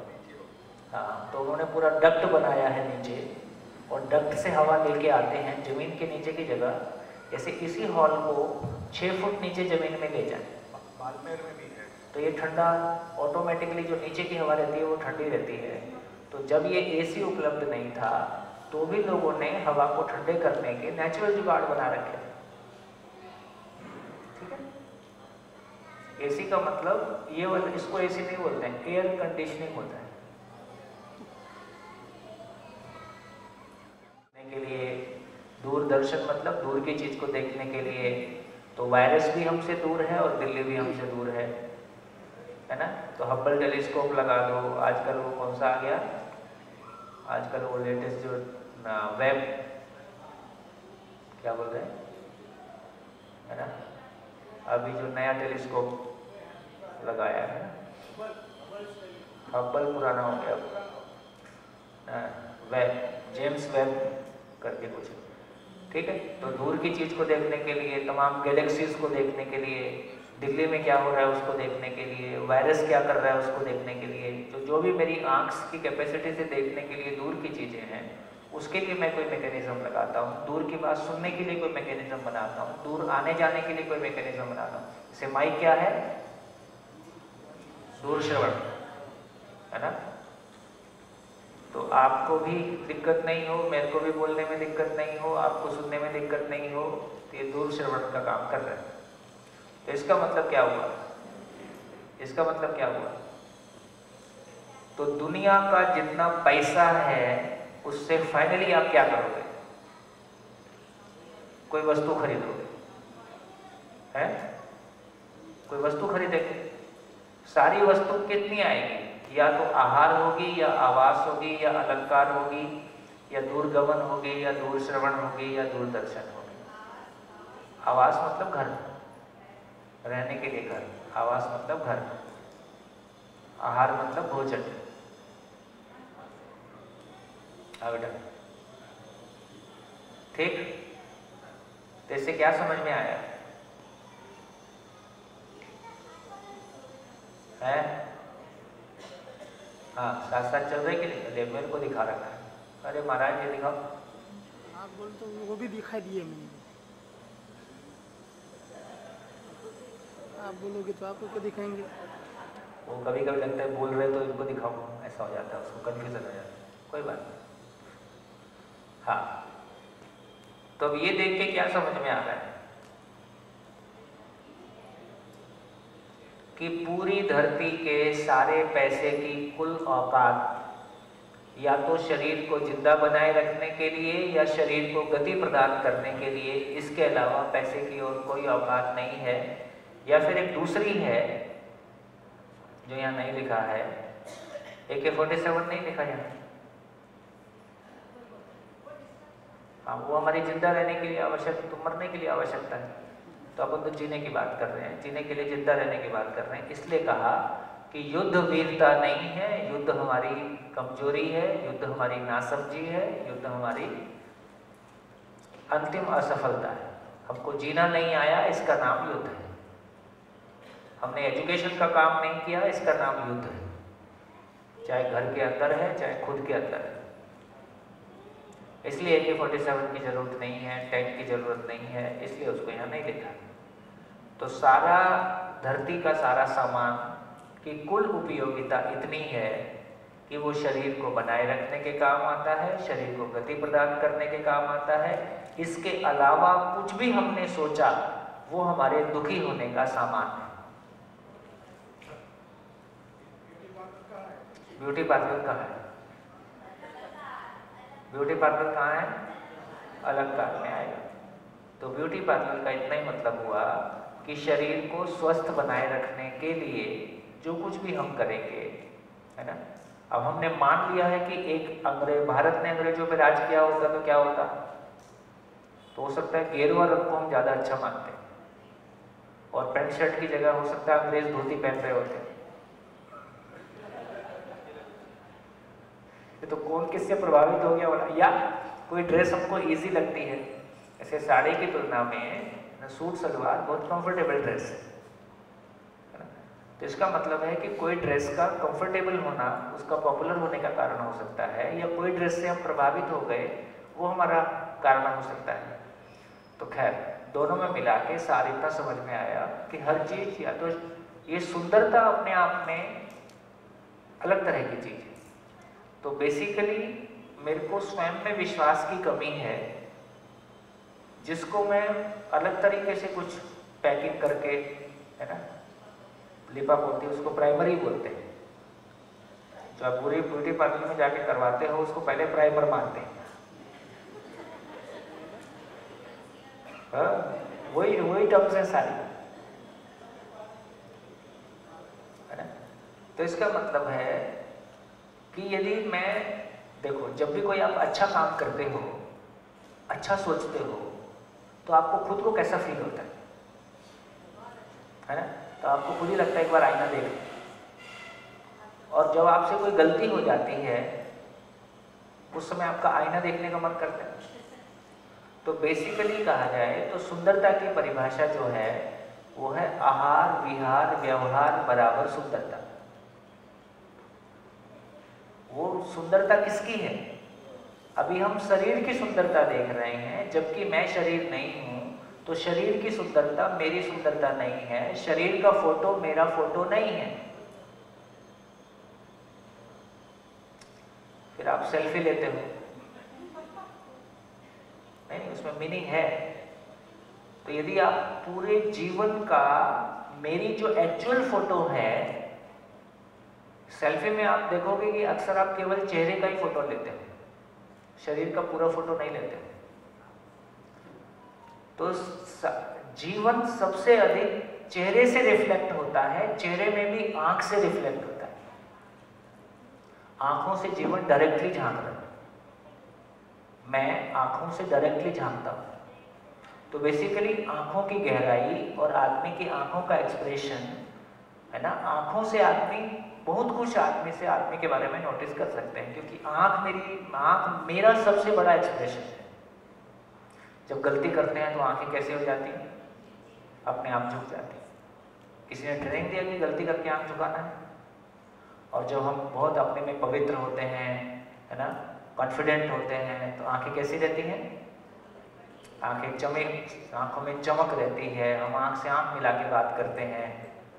तो इसका मतलब इतना हुआ कि बेसिकली जीवन ही चेहरे से रिफ्लेक्ट होता है, चेहरे में आंखों से सबसे अधिक रिफ्लेक्ट होता है। और यदि मैं अपने आप में कॉन्फिडेंट हूँ, मैं अपने आप में क्लैरिटी के साथ हूँ, अपने आप में कॉन्फिडेंस के साथ हूँ, तो मेरे को बहुत पैकिंग की आवश्यकता नहीं पड़ेगी। सारी पैकिंग की आवश्यकता तब ज़्यादा पड़ती है जब मेरे को अपने में विश्वास में कमी होती है। आप देखेंगे कि गांधी जी के जवानी के फोटो सुंदर हैं कि बुढ़ापे के फोटो सुंदर हैं? बुढ़ापे में व्यक्ति ज़्यादा आकर्षक लग रहा है ना। तो जो अपने भीतर एक स्वाभिमान है, जो अपने भीतर अपनी उपयोगिता से तृप्ति है ना, वो जो खुशी है, वो चेहरे में रिफ्लेक्ट होती है, वो आंखों में रिफ्लेक्ट होती है। वही आदमी उदास है तो अलग टाइप का लगता है, वही आदमी का चेहरा जब खुशी से चमकता है तो अलग टाइप का लगता है। तो सही अर्थों में खुशी हमारा श्रृंगार है।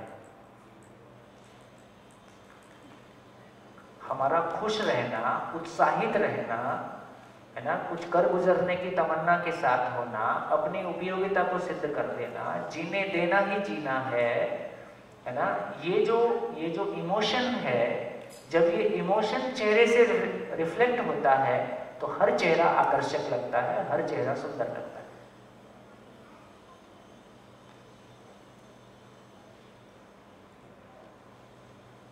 कितना बढ़िया। इसलिए मैं शिविर को नेचुरल ब्यूटी पार्लर भी बोलता हूँ।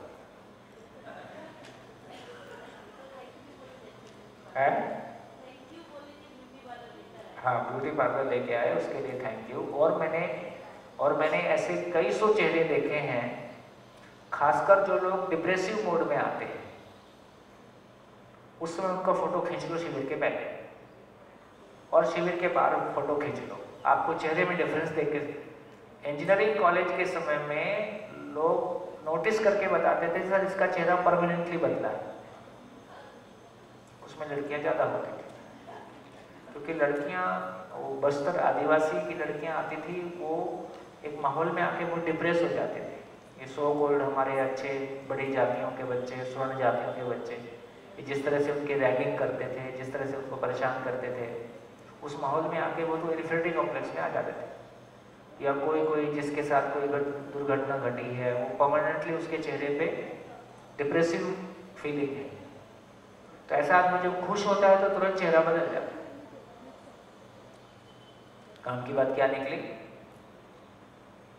आचरण ही मानव का श्रृंगार है। एक श्रेष्ठ आचरण के साथ जीना, एक सही आचरण के साथ जीना, पवित्रता के साथ जीना, वही हमारा चेहरे की चमक है, वही चेहरे का श्रृंगार है। बाकी पैकेट नकली है, ज्यादा काम नहीं आती है।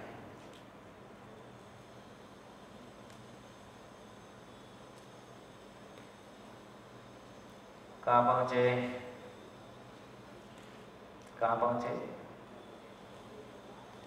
तो जितना भी सामान धरती पे है, पैसे की औकात इतनी है कि उससे हथियार खरीद सकते हैं, मारने का सामान खरीद सकते हैं कि जिंदा रहने का सामान खरीद सकते हैं। ठीक है, तो मारना कोई उपयोगी काम नहीं है, तो जिंदा रहने का सामान खरीद सकते हैं या शरीर को गति प्रदान करने की बात कर सकते हैं। तो कुल मिला के सारा पैसे का इतना ही मतलब है कि शरीर को जिंदा बनाए रखना और शरीर को गति प्रदान करना। अब यदि आपकी क्लैरिटी में ये आ गया है तो अब आप तय कर सकते हैं कि पैसे की हमारी ज़िंदगी में क्या भूमिका है। इसका ये मतलब नहीं है कि हम सबको सीमित में जीना है, कम से कम में जीना है, फिर ट्रक लोड हो गए, नोट आ भी गए तो उसका सदुपयोग करेंगे,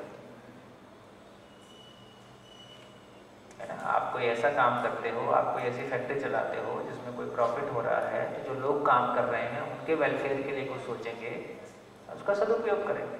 सदुपयोग ही सुख है, दुरुपयोग ही दुख है। तो ये क्लैरिटी हमारी बनी। तो अब ये आया कि शरीर की गति को बढ़ाने के लिए हम साधनों का यूज करते हैं। इन आवश्यकताओं को बोला सामान्य आकांक्षा।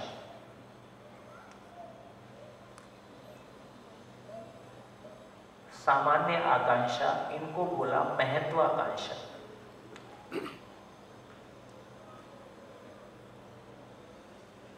सामान्य आकांक्षा क्यों बोला? आहार आवास अलंकार को, शरीर को बनाए रखने की आवश्यकता सभी की समान रूप से है, इसलिए सामान्य आकांक्षा। शरीर को बनाए रखने की आवश्यकता सभी के लिए समान रूप से है, इसलिए इसको सामान्य आकांक्षा बोला। दूरगमन, दूरदर्शन, दूरश्रवण की आवश्यकता सभी को उनकी भूमिका के अनुसार है ना। जैसे माइक की मेरे को जरूरत है, हेड माइक की आपको जरूरत नहीं है ना, क्योंकि मैं इस भूमिका में हूँ कि मेरे को कोई लगातार आपसे बात बोलना है, तो इसलिए मेरी जरूरत है। तो दूरगमन, दूरदर्शन और दूरगमन की आवश्यकता सभी की भूमिका के अनुसार है, इसलिए इसको महत्वाकांक्षा कहा। तो महत्वाकांक्षा का मतलब क्या है? कार में चलना महत्व है। महत्वाकांक्षा क्यों बोला? तो महत्वाकांक्षा बोला कि अपने महत्व को प्रमाणित करने के लिए आवश्यक साधन है ना। सूत्र है कि हर मानव अपने महत्व को जानकर तृप्त होता है, उसकी उपयोगिता ही उसका महत्व है। मैं मेरी उपयोगिता को आपके सामने प्रमाणित कर रहा हूँ। तो महत्वाकांक्षा का मतलब है अपने महत्व को प्रमाणित करने की आकांक्षा। अपने महत्व को प्रमाणित करने के लिए जिन साधनों की आवश्यकता है उनको महत्वाकांक्षा संबंधी साधन बोलते हैं। तो कार से चलना महत्वपूर्ण नहीं है, हेलीकॉप्टर से चलना महत्वपूर्ण नहीं है। हेलीकॉप्टर में बैठ के, कार में बैठ के, माइक से बोल के डिलीवर क्या किया वो महत्वपूर्ण है। तो किसी पद को पा लेना महत्व नहीं है, उस पद पे बैठ के डिलीवर क्या किया ये महत्वपूर्ण है। इसलिए माँ हो जाना महत्वपूर्ण नहीं है, माँ होके डिलीवर क्या किया, पिता होके डिलीवर क्या किया वो महत्वपूर्ण है। हर मानव तृप्त होता है तो अपनी उपयोगिता से ही तृप्त होता है ना। हम सोच रहे हैं हम कार में चलने से तृप्त हो जाएंगे, महंगी कार से उतरेंगे तो लोग हमको देख के प्रभावित हो जाएंगे। ये हमारे भीतर का कॉम्प्लेक्स है, पता चला सामने वाले का ध्यान भी नहीं गया। तो धीरे से हमारा ध्यान इस बात पे गया कि महत्वाकांक्षा, ये साधन सबके लिए अलग अलग है, ये सबके लिए एक जैसे नहीं हो सकते। तो मेरे को मेरी भूमिका के अनुसार कार की जरूरत है कि नहीं है। मेरा कैंपस में ही वही मेरी जॉब है, तो मेरे को रेगुलर में कार की जरूरत नहीं है। तो इसका मतलब है धीरे से अभी ये प्रयोग दिल्ली जैसे शहरों में होने भी लगे हैं कि मान लीजिए एक फ्लैट में, एक कैंपस में 200-300 फ्लैट्स हैं, तो वहाँ एक बंदा नहीं, अभी एक दूसरा वाला भी बाहर तो शायद चलता ही है। तो मैंने एक व्यवसाय शुरू कर दिया कि मैंने 10 कारें रखी। आप जब भी निकल के शॉपिंग के लिए जा रहे हो या कहीं मिलने जा रहे हो तो आप अपने पर्पस के हिसाब से कार सिलेक्ट कर सकते हो। आप लॉन्ग ड्राइव पे जा रहे हो तो आप दूसरी कार ले सकते हो, आप मार्केट में जाना है तो आपको छोटी कार की ज़रूरत है। तो फ्लैट के 200 लोगों को किसी को कार रखने की ज़रूरत नहीं है, सबके लिए कार किराए पे उपलब्ध है ना। अब दिल्ली में तो लोग वैसे भी कार लेके नहीं जा रहे हैं बहुत सारे लोग, क्योंकि इतने ट्रैफिक में कौन कार ढोए, कहाँ पार्क करें, कहाँ ड्राइवर रखें। तो ड्राइवर सहित कार रखना ज़्यादा महंगा है, ओला उबर लेके जाना ज़्यादा सस्ता है। कहीं से भी फ़ोन किया, 2 मिनट में गाड़ी आई, बैठे अपने उतरे चले, अपनी कार लेके जा, सस्ता भी पड़ता है, हेडेक भी नहीं है। तो धीरे से कल तक जिसको कार को हम स्टेटस सिंबल मान रहे थे वो आने जाने का साधन मैकेनिज्म की वजह से हो गया। जहाँ जिस काम को ज़्यादा लोग करने लगते हैं फिर वो सिस्टम में आ जाता है। तो अपना घर लेके, अपना घर तो वो लोग लेते हैं जिनको ज़िंदगी में कोई पर्पस नहीं होता है ना। तो पता चला बोले किराए का हर साल हम हर साल नया घर में रहते हैं। पुरानी कोई इंग्लिश में कहावत है कि बेवकूफ़ लोग घर बनाते हैं, समझदार लोग उस घरों में रहते हैं।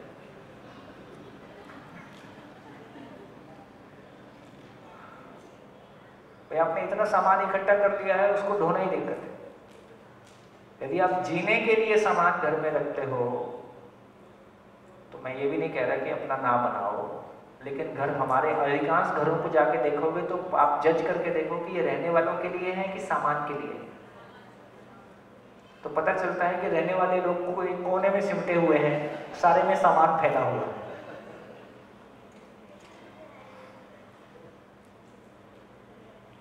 बोलो बहनों, एक दूसरे को देख रहे पति पत्नी। पति पत्नी साथ में बैठने के बाद आदमी काफी नियंत्रित रहता है। सोचने के पहले 2 बार सोच के ही बोलता है कि अभी बोलूं कि नहीं बोलूं।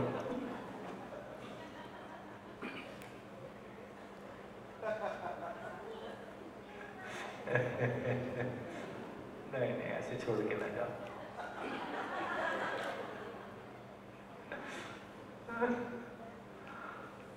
आइए, कहाँ पहुंचे? क्या समझ में आ गया?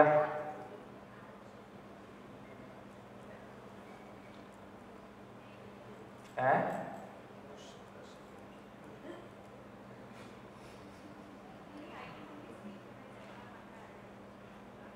ना? तो इस पूरी कहानी से हमको साधन की कहानी समझ में आई कि साधन का हमारी जिंदगी में रोल क्या है ना। घर मेरे लिए है कि साधन के लिए है। तो बहुत सारे पिक्चर हम उलट पुलट करके देख रहे हैं, कहाँ गैप्स हैं। चलिए अब दूसरी बात कर लेते हैं। तो शरीर की गति क्यों बढ़ाना है? शरीर की गति क्यों बढ़ाना है? हाँ, शरीर की गति बढ़ाना है ताकि हमारी उपयोगिता को विस्तार दिया जा सके। हम अहमदाबाद से पैदल चल के भी आ सकते थे, है ना? झंडे लेके चलते रहते।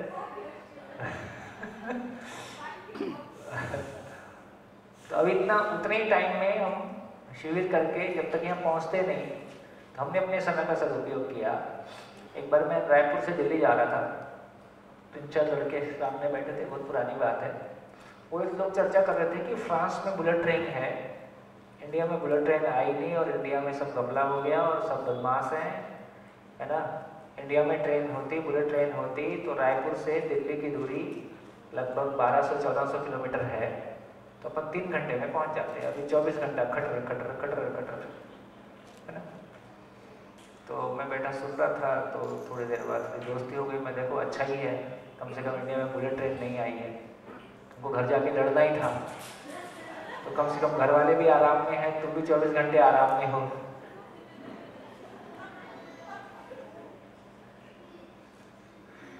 जब जिंदगी का पर्पस ही कुछ नहीं, आओ चुगली खेलना है तो ट्रेन में खेल लेते हैं, इसमें क्या है?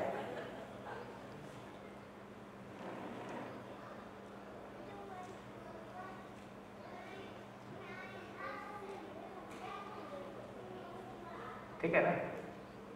तो इसका मतलब है कि शरीर की गति इसलिए बढ़ाना है कि आपकी उपयोगिता को और विस्तार दिया जा सके, तो वो जस्टिफाइड है, नहीं तो नेचर पे बोझ है। तो शरीर की गति कैसे बढ़ाना है, उसका क्या मतलब है? अब देखो, अब दूसरी चीज पे बात करते हैं, मन स्वस्थता। मन स्वस्थता का मतलब क्या है? मन का सुखी होना। मन सुखी कैसे होगा? समाधान से। और समाधान सुख होने के लिए क्या लगेगा? शरीर। तो सुविधा का उत्पादन करने के लिए भी शरीर की आवश्यकता है, सुखी होने के लिए भी शरीर की आवश्यकता है। तो शरीर को स्वस्थ बनाए रखने का पर्पस अब सामने आया। शरीर को स्वस्थ क्यों बनाए रखना है? ताकि मैं सुखी हो सकूं। मेरे सुखी होने के लिए शरीर एकमात्र साधन है, उस साधन को स्वस्थ बनाए रखने के लिए सुविधा की आवश्यकता है। तो ये डिफाइन होने से फिर सारा डिफाइन हो रहा है। तो मूल में क्या कहने की कोशिश है? मूल में 4-5 लाइनें बोलता हूं, उनको स्थिर कर लें अपने भीतर। मूल में मैं जीवन हूं, बाजू में कहीं लिखना चाहें लिख लें। मैं जीवन हूं, निरंतर सुखपूर्वक जीना चाहता हूं, निरंतर सुखपूर्वक जीना चाहता हूं, समाधान पूर्वक ही सुखी होता हूं। स्किल की आवश्यकता है, तो कोई ना कोई काम करेंगे। शरीर को बनाए रखने के लिए स्किल की आवश्यकता है, शरीर का सदुपयोग कर सके इसके लिए समझ की आवश्यकता है।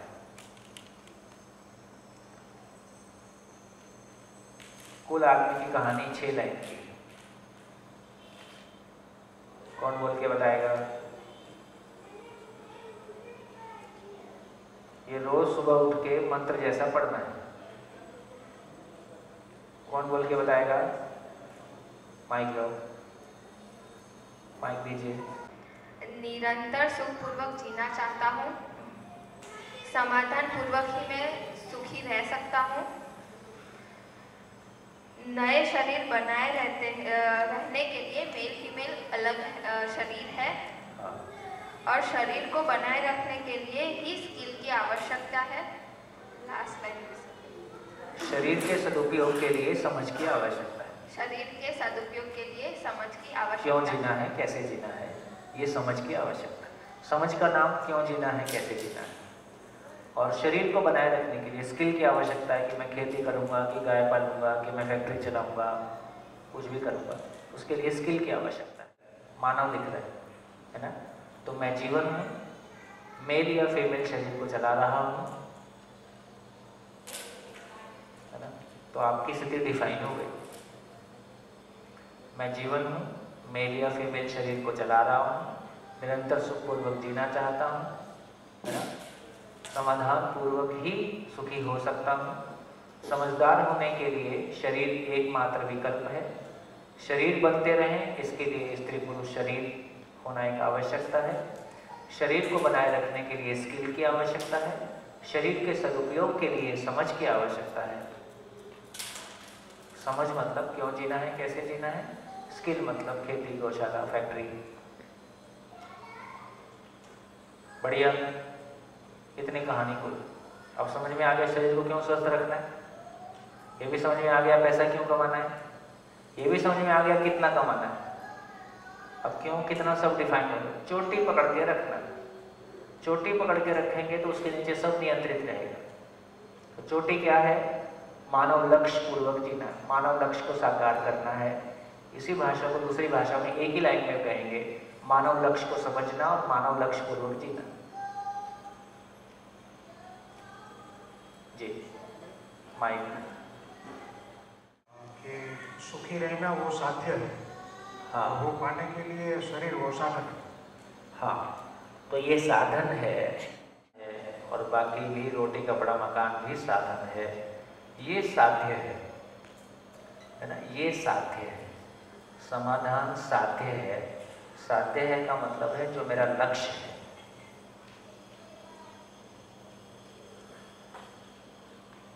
अब समझदार होने के लिए शरीर मेरी आवश्यकता है। आगे चले एक साथ। अब मैं समझदार हूं, इसका प्रमाण क्या होगा। मैं समझदार हूं, इसका प्रमाण क्या होगा है? सृष्टि के नियम के अनुरूप जीऊंगा। तो सृष्टि के नियम के अनुरूप कहाँ जीऊंगा, परिवार में जीऊंगा, तो मैं समाज में जीऊंगा, प्रकृति में जीऊंगा। तो मैं न्याय धर्म सत्य पूर्वक, तो एक जागृत मानव, समझदार मानव न्याय धर्म सत्य पूर्वक जीता है। एक समझदार मानव की पहचान क्या है कि वो न्याय धर्म और सत्य पूर्वक जीता है। न्याय क्या है, न्याय क्या है, तो समाधान का प्रमाण है कि वो न्याय पूर्वक जीता है। नंबर 1, वो धर्म पूर्वक जीता है। नंबर 2, वो सत्य पूर्वक जीता है। नंबर 3, न्याय पूर्वक जीने का मतलब है, न्याय पूर्वक जीने का मतलब है कि मानव न्याय पूर्वक जीता है। न्याय पूर्वक जीना परिवार में होता है, परिवार में न्याय प्रमाणित होता है, समाज में धर्म प्रमाणित होता है और चारों अवस्थाओं के साथ सत्य प्रमाणित होता है।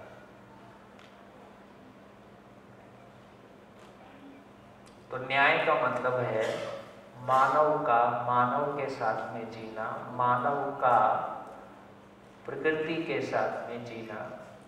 मानव दोनों के साथ में न्याय पूर्वक प्रस्तुत होता है, मानव दोनों के साथ में न्याय पूर्वक प्रस्तुत होता है, मानव के साथ में जीता है तो दोनों को उभय तृप्ति होता है, म्यूचुअल फुलफिलमेंट होता है, शिकायत मुक्त होता है।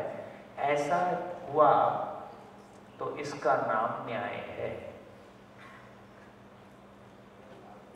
न्याय, उभय तृप्ति, म्यूचुअल फुलफिलमेंट। जिसने व्यवहार किया, जिसके साथ किया, दोनों को तृप्ति हुई और ये mutual fulfilment Sunday to Sunday रहेगा कि हमेशा रहेगा, हमेशा रहेगा।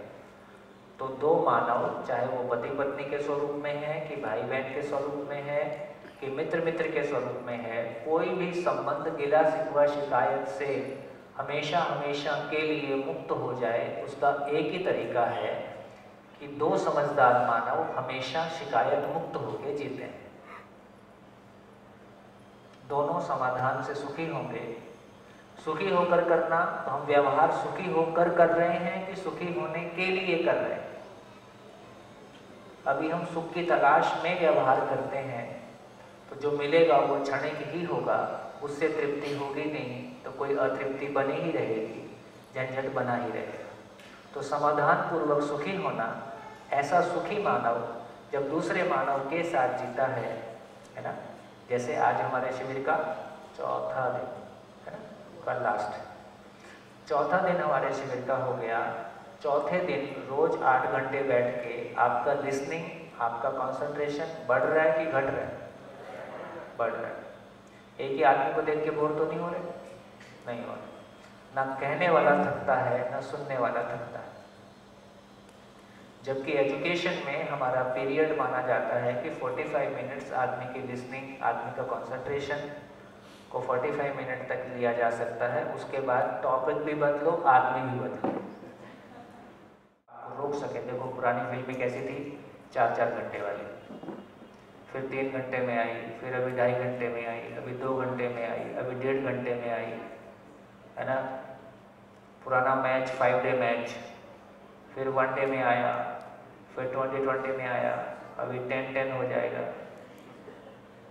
और 10-10 हो जाएगा। सब अपनी ऑडियंस लूज कर रहे हैं। कैसे इस ऑडियंस को रोक के रखा जाए? तो टाइम कम करो। 3 घंटे कोई बैठने को तैयार नहीं है। तो धीरे धीरे ये सारे प्रोसेस ये बता रहे हैं कि इन चीज़ों में आदमी को रोक के रख पाना संभव नहीं हो पा रहा है। अभी वीडियोस कितना आ गया, बोले बस 5 मिनट का ही बताओ, हैं 15 सेकंड का ही बनाओ, इससे ज़्यादा आदमी देखता ही नहीं है। तो आदमी का अटेंशन ले पाना कितना मुश्किल है। और ये अच्छे सिम्टम है कि गलत सिम्टम है? ये सही सिम्टम है। और उसको फालतू उल्टे ही नहीं बोलता। मैं सीधा हूँ, आप उल्टे हो, मेरे को उल्टा बोलते हैं।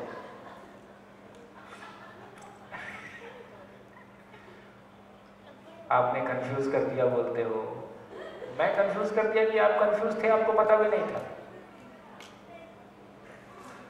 है ना। तो ये सारे अच्छे सिम्टम हैं कि आदमी, हम अपनी छोटी उम्र में कभी बोर नहीं हुए, हमको पता ही नहीं था बोरियत कोई शब्द होता है। अभी 4 साल का बच्चा कहता है बोर हो रहा हूँ,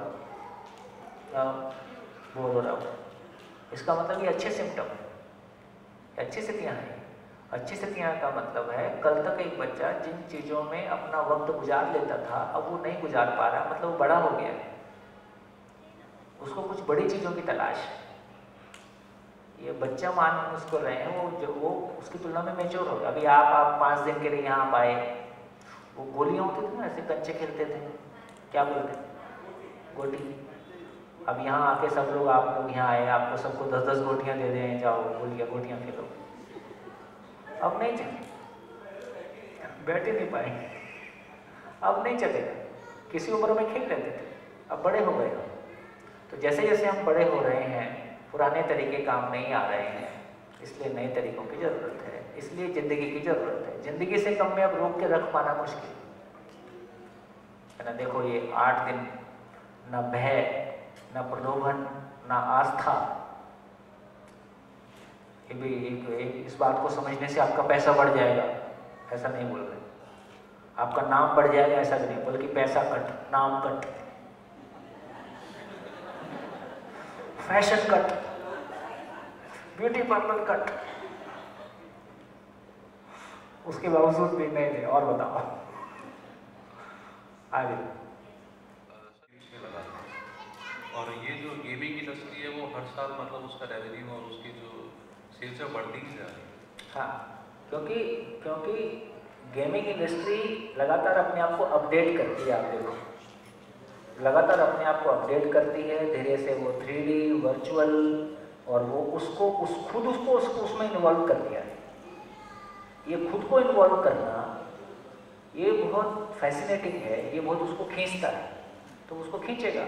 अब उससे कोई बड़ी चीज़ दो, उससे कोई बड़ी चीज़ जिंदगी ही हो सकती है। तो जब तक उससे बड़ी चीज़ हम नहीं देंगे तो उस चीज़ में वो लगा रहेगा, तो नेचुरल। लेकिन ये जितना अभी खेल रहा है, ये जैसे ही बड़ा होगा ये बहुत सारी चीज़ें छोड़ के बाहर निकल जाएगा।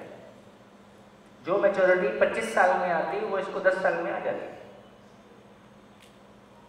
सारी जिंदगी थोड़ी आदमी गेम्स खेल सकता है, उसके बाद वो झांकेगा नहीं।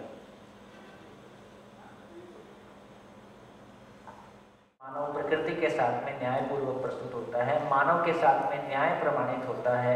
न्याय का मतलब है शिकायत मुक्त संबंध, और प्रकृति के साथ में संतुलन प्रमाणित होता है, परिवार में समृद्धि प्रमाणित होता है, जिसकी हमने चर्चा की है। तो ये स्वयं प्रमाण हो गया। ऐसा जी पाने का नाम न्याय है। तो एक समझदार मानव का, एक मानव के मानव होने का प्रमाण है कि वो न्यायपूर्वक जीता है। उससे कम में हम मानव नहीं है। इसलिए क्या बोला, हम आकार से मानव हैं कि आचरण से मानव?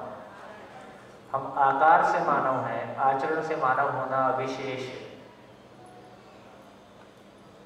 हम आकार से मानव हैं, आचरण से मानव नहीं है। इसलिए अपनों से दुख पाया है, अपनों को दुख दिया है। क्योंकि क्यों जीना है, कैसे जीना है कि क्लैरिटी हमको नहीं है। तो हम आचरण से मानव नहीं हैं। कोई फर्क नहीं पड़ता कि हम IAS बन गए, 10,000 करोड़ पा लिया, इससे कोई फर्क नहीं पड़ता। मानव नहीं है, मानव होना विशेष। तो ये क्लैरिटी बनी कि मानव के मानव होने की मिनिमम क्वालिफिकेशन है कि वो न्यायपूर्वक जिए। न्यायपूर्वक जीने का मतलब है कि अपने परिवार में शिकायत मुक्त, अभाव मुक्त होकर जी पाना। ऐसे जी पाने का मतलब है कि अब आपके पास समाधान है, आपके समझदार होने का प्रमाण है कि मैं न्यायपूर्वक जी पाता हूँ, मेरे न्यायपूर्वक जीने का प्रमाण प्रस्तुत करता हूँ। और ये परिवार में ही होता है। जब परिवार कह रहे हैं तो मित्र परिवार भी उसमें शामिल है। ठीक, इसलिए अब मानव की परिभाषा हो सकती है। तो हम एक घर में साथ साथ रहते हैं कि जीते हैं? अच्छा, रहते हैं, जीना चाहते हैं, जी नहीं पा रहे हैं, यही गिला शिकवा शिकायत है। ठीक, जीना चाहते हैं तो हम एक घर में साथ साथ रहते हैं, लेकिन हम जीना चाहते हैं। जीने का क्या मतलब हुआ?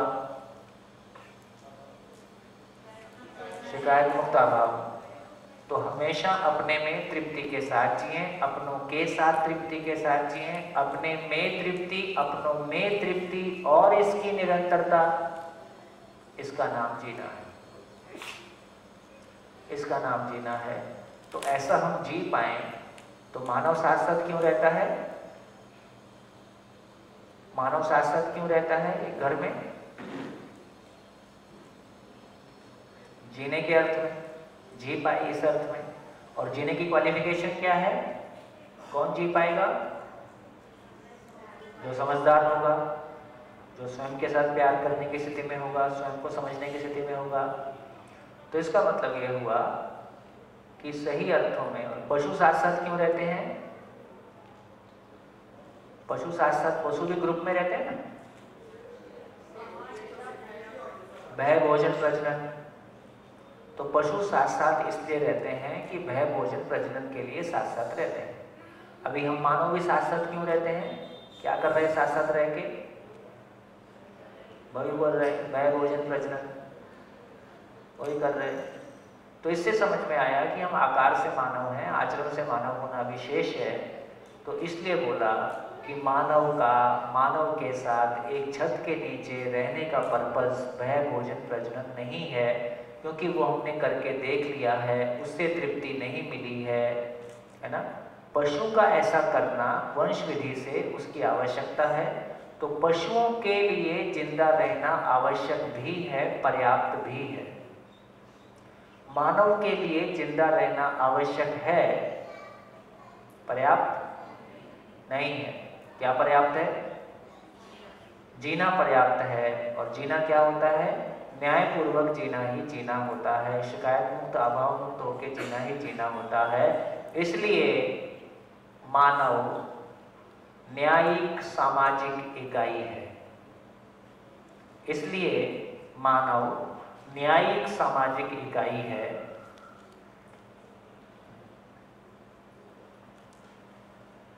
न्यायिक सामाजिक इकाई है। क्या मतलब? एक ऐसी एकम, इकाई मतलब एकम, एक ऐसी एंटिटी जो न्यायपूर्वक जीने के लिए सामाजिक हुआ है, जो न्याय को प्रमाणित करने के लिए सामाजिक हुआ है। मैं न्याय को प्रमाणित कर सकता हूँ, मैं समझदार हूँ, अपनी समझ को प्रमाणित कर सकता हूँ, ऐसा प्रमाणित करने के लिए जो एक छत के नीचे इकट्ठा हुआ है उसका नाम मानव है। तो मानव न्यायिक सामाजिक इकाई है।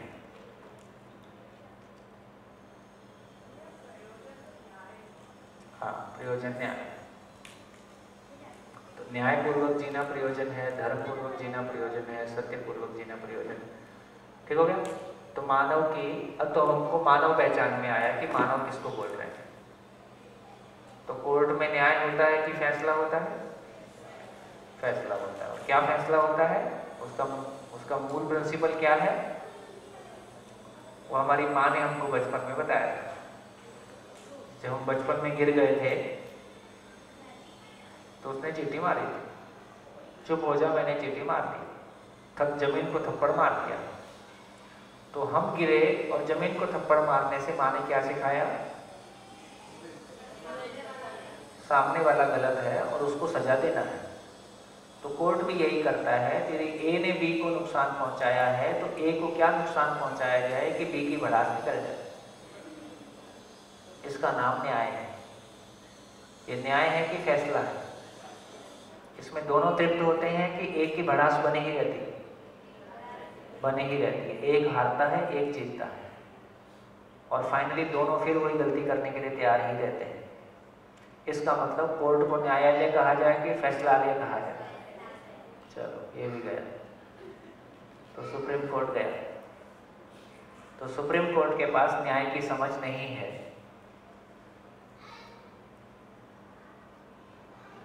इसलिए वहां से न्याय की अपेक्षा ना करें। इसलिए पति पत्नी को कोर्ट में जाने का कोई औचित्य नहीं है। नहीं साथ में रहना है तो अपने तय कर लो, है ना? वहां जाके और अपनी, एक बार कोर्ट केस में चला, एक बार कोर्ट में केस चला गया, फिर तो वकील बताता है कि तुम ये बोलो, ये झूठे इल्जाम लगाओ, ये लगाओ, वो लगाओ, और तो दोनों कहीं और रह गए। दो वकील लड़ रहे होते हैं और दोनों वकील दोस्ती होते हैं, उनके लिए आप ग्राहक होते हो। जितना केस लंबा चलेगा उनकी ग्राहकी लंबी चलेगी। तो डॉक्टर भी अपने कस्टमर को लगातार बनाए रखना चाहता है, वकील भी अपने कस्टमर को बनाए रख, वो तो उसी कोर्ट में रहना है। आप जैसे लोग आते जाते रहते हैं, है? हाँ, हम उनके सुख का साधन। तो पहले घर में लड़ते हैं, फिर दूसरे को रोजगार देते हैं। कितने उपयोगी। तो पति पत्नी पे एक पुराण लिखा जाए, पति पत्नी पुराण।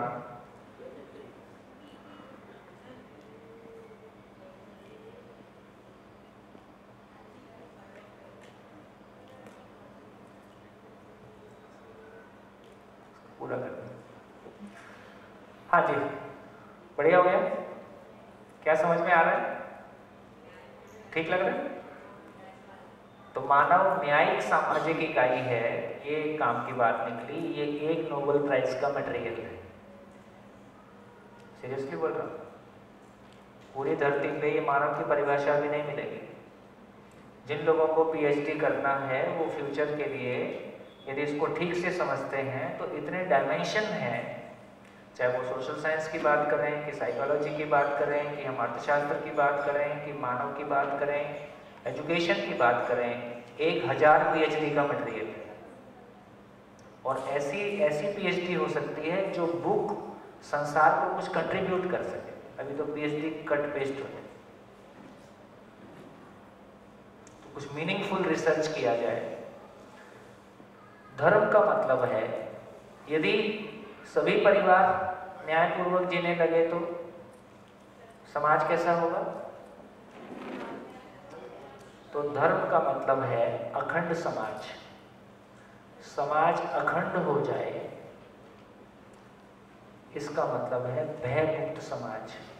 यदि परिवार शिकायत मुक्त, अभाव मुक्त होने लगे, बाई एजुकेशन होने लगे, तो भय मुक्त समाज हो जाए, यही धर्म है। सारे धर्म का इतना ही मतलब है कि समाज भय से मुक्त हो जाए, और धर्म का कोई मतलब नहीं। इसको समझेंगे, सत्य का मतलब है कि अस्तित्व में जो कुछ भी है वो चार अवस्थाएं हैं। जो कुछ भी सत्य है उसी में है, उसको समझेंगे तो चारों अवस्थाओं में संतुलन प्रमाणित हो जाए। ग्लोबल वार्मिंग, ये क्या फैमिली वार्मिंग से मुक्ति हो गई, ये ग्लोबल वार्मिंग से मुक्ति हो गई। चारों अवस्थाओं में संतुलन हो जाए, फाइनली इससे ज़्यादा कुछ होता नहीं, इससे कम में चलेगा नहीं। तो क्या कहा, एक मानव अपनी समझ को, हाँ जी ठीक से सुन लीजिए, एक मानव अपनी समझ को परिवार में न्यायपूर्वक जी के प्रमाणित करता है, समाज में धर्मपूर्वक जी के प्रमाणित करता है, चारों अवस्थाओं के साथ सामंजस्य पूर्वक जी के, संतुलन पूर्वक जी के, नेचर में बैलेंस को प्रमाणित करता है। तो मेरे समझदार होने का प्रमाण, मैं समझदार हूँ कि नहीं हूँ, इसका प्रमाण कहाँ मिलेगा? परिवार में मिलेगा, समाज में मिलेगा, नेचर के साथ मिलेगा। तो एक समझदार मानव कैसा जीता है? न्याय धर्म सत्य पूर्वक जीता है। एक समझदार मानव का आचरण कैसा होगा? वो न्याय धर्म सत्य को प्रमाणित करेगा। तो यदि मैं न्याय पूर्वक जीता हूँ, न्याय धर्म सत्य पूर्वक जीता हूँ, तो मैं मानव हुआ। मैं न्याय को प्रमाणित करता हूँ, इसका नाम मानव है, इसका नाम मानव पद है। मैं धर्म को प्रमाणित करता हूँ, इसका नाम देव मानव पद है। मैं सत्य को प्रमाणित करता हूँ, इसका नाम दिव्य मानव पद है।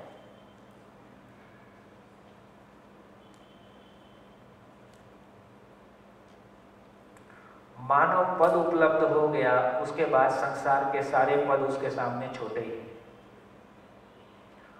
हमारे पास मानव पद नहीं है, इसलिए कोई पद पाके अपने महत्व को जानने की कोशिश कर रहे हैं। फिर जो पद मिलेंगे उनके साथ भी न्याय करेंगे, और नहीं है तो हमारे पास मानव पद है ही है, वो अपने आप में पर्याप्त है। धन्यवाद, नमस्कार, फिर मिलेंगे ब्रेक के बाद।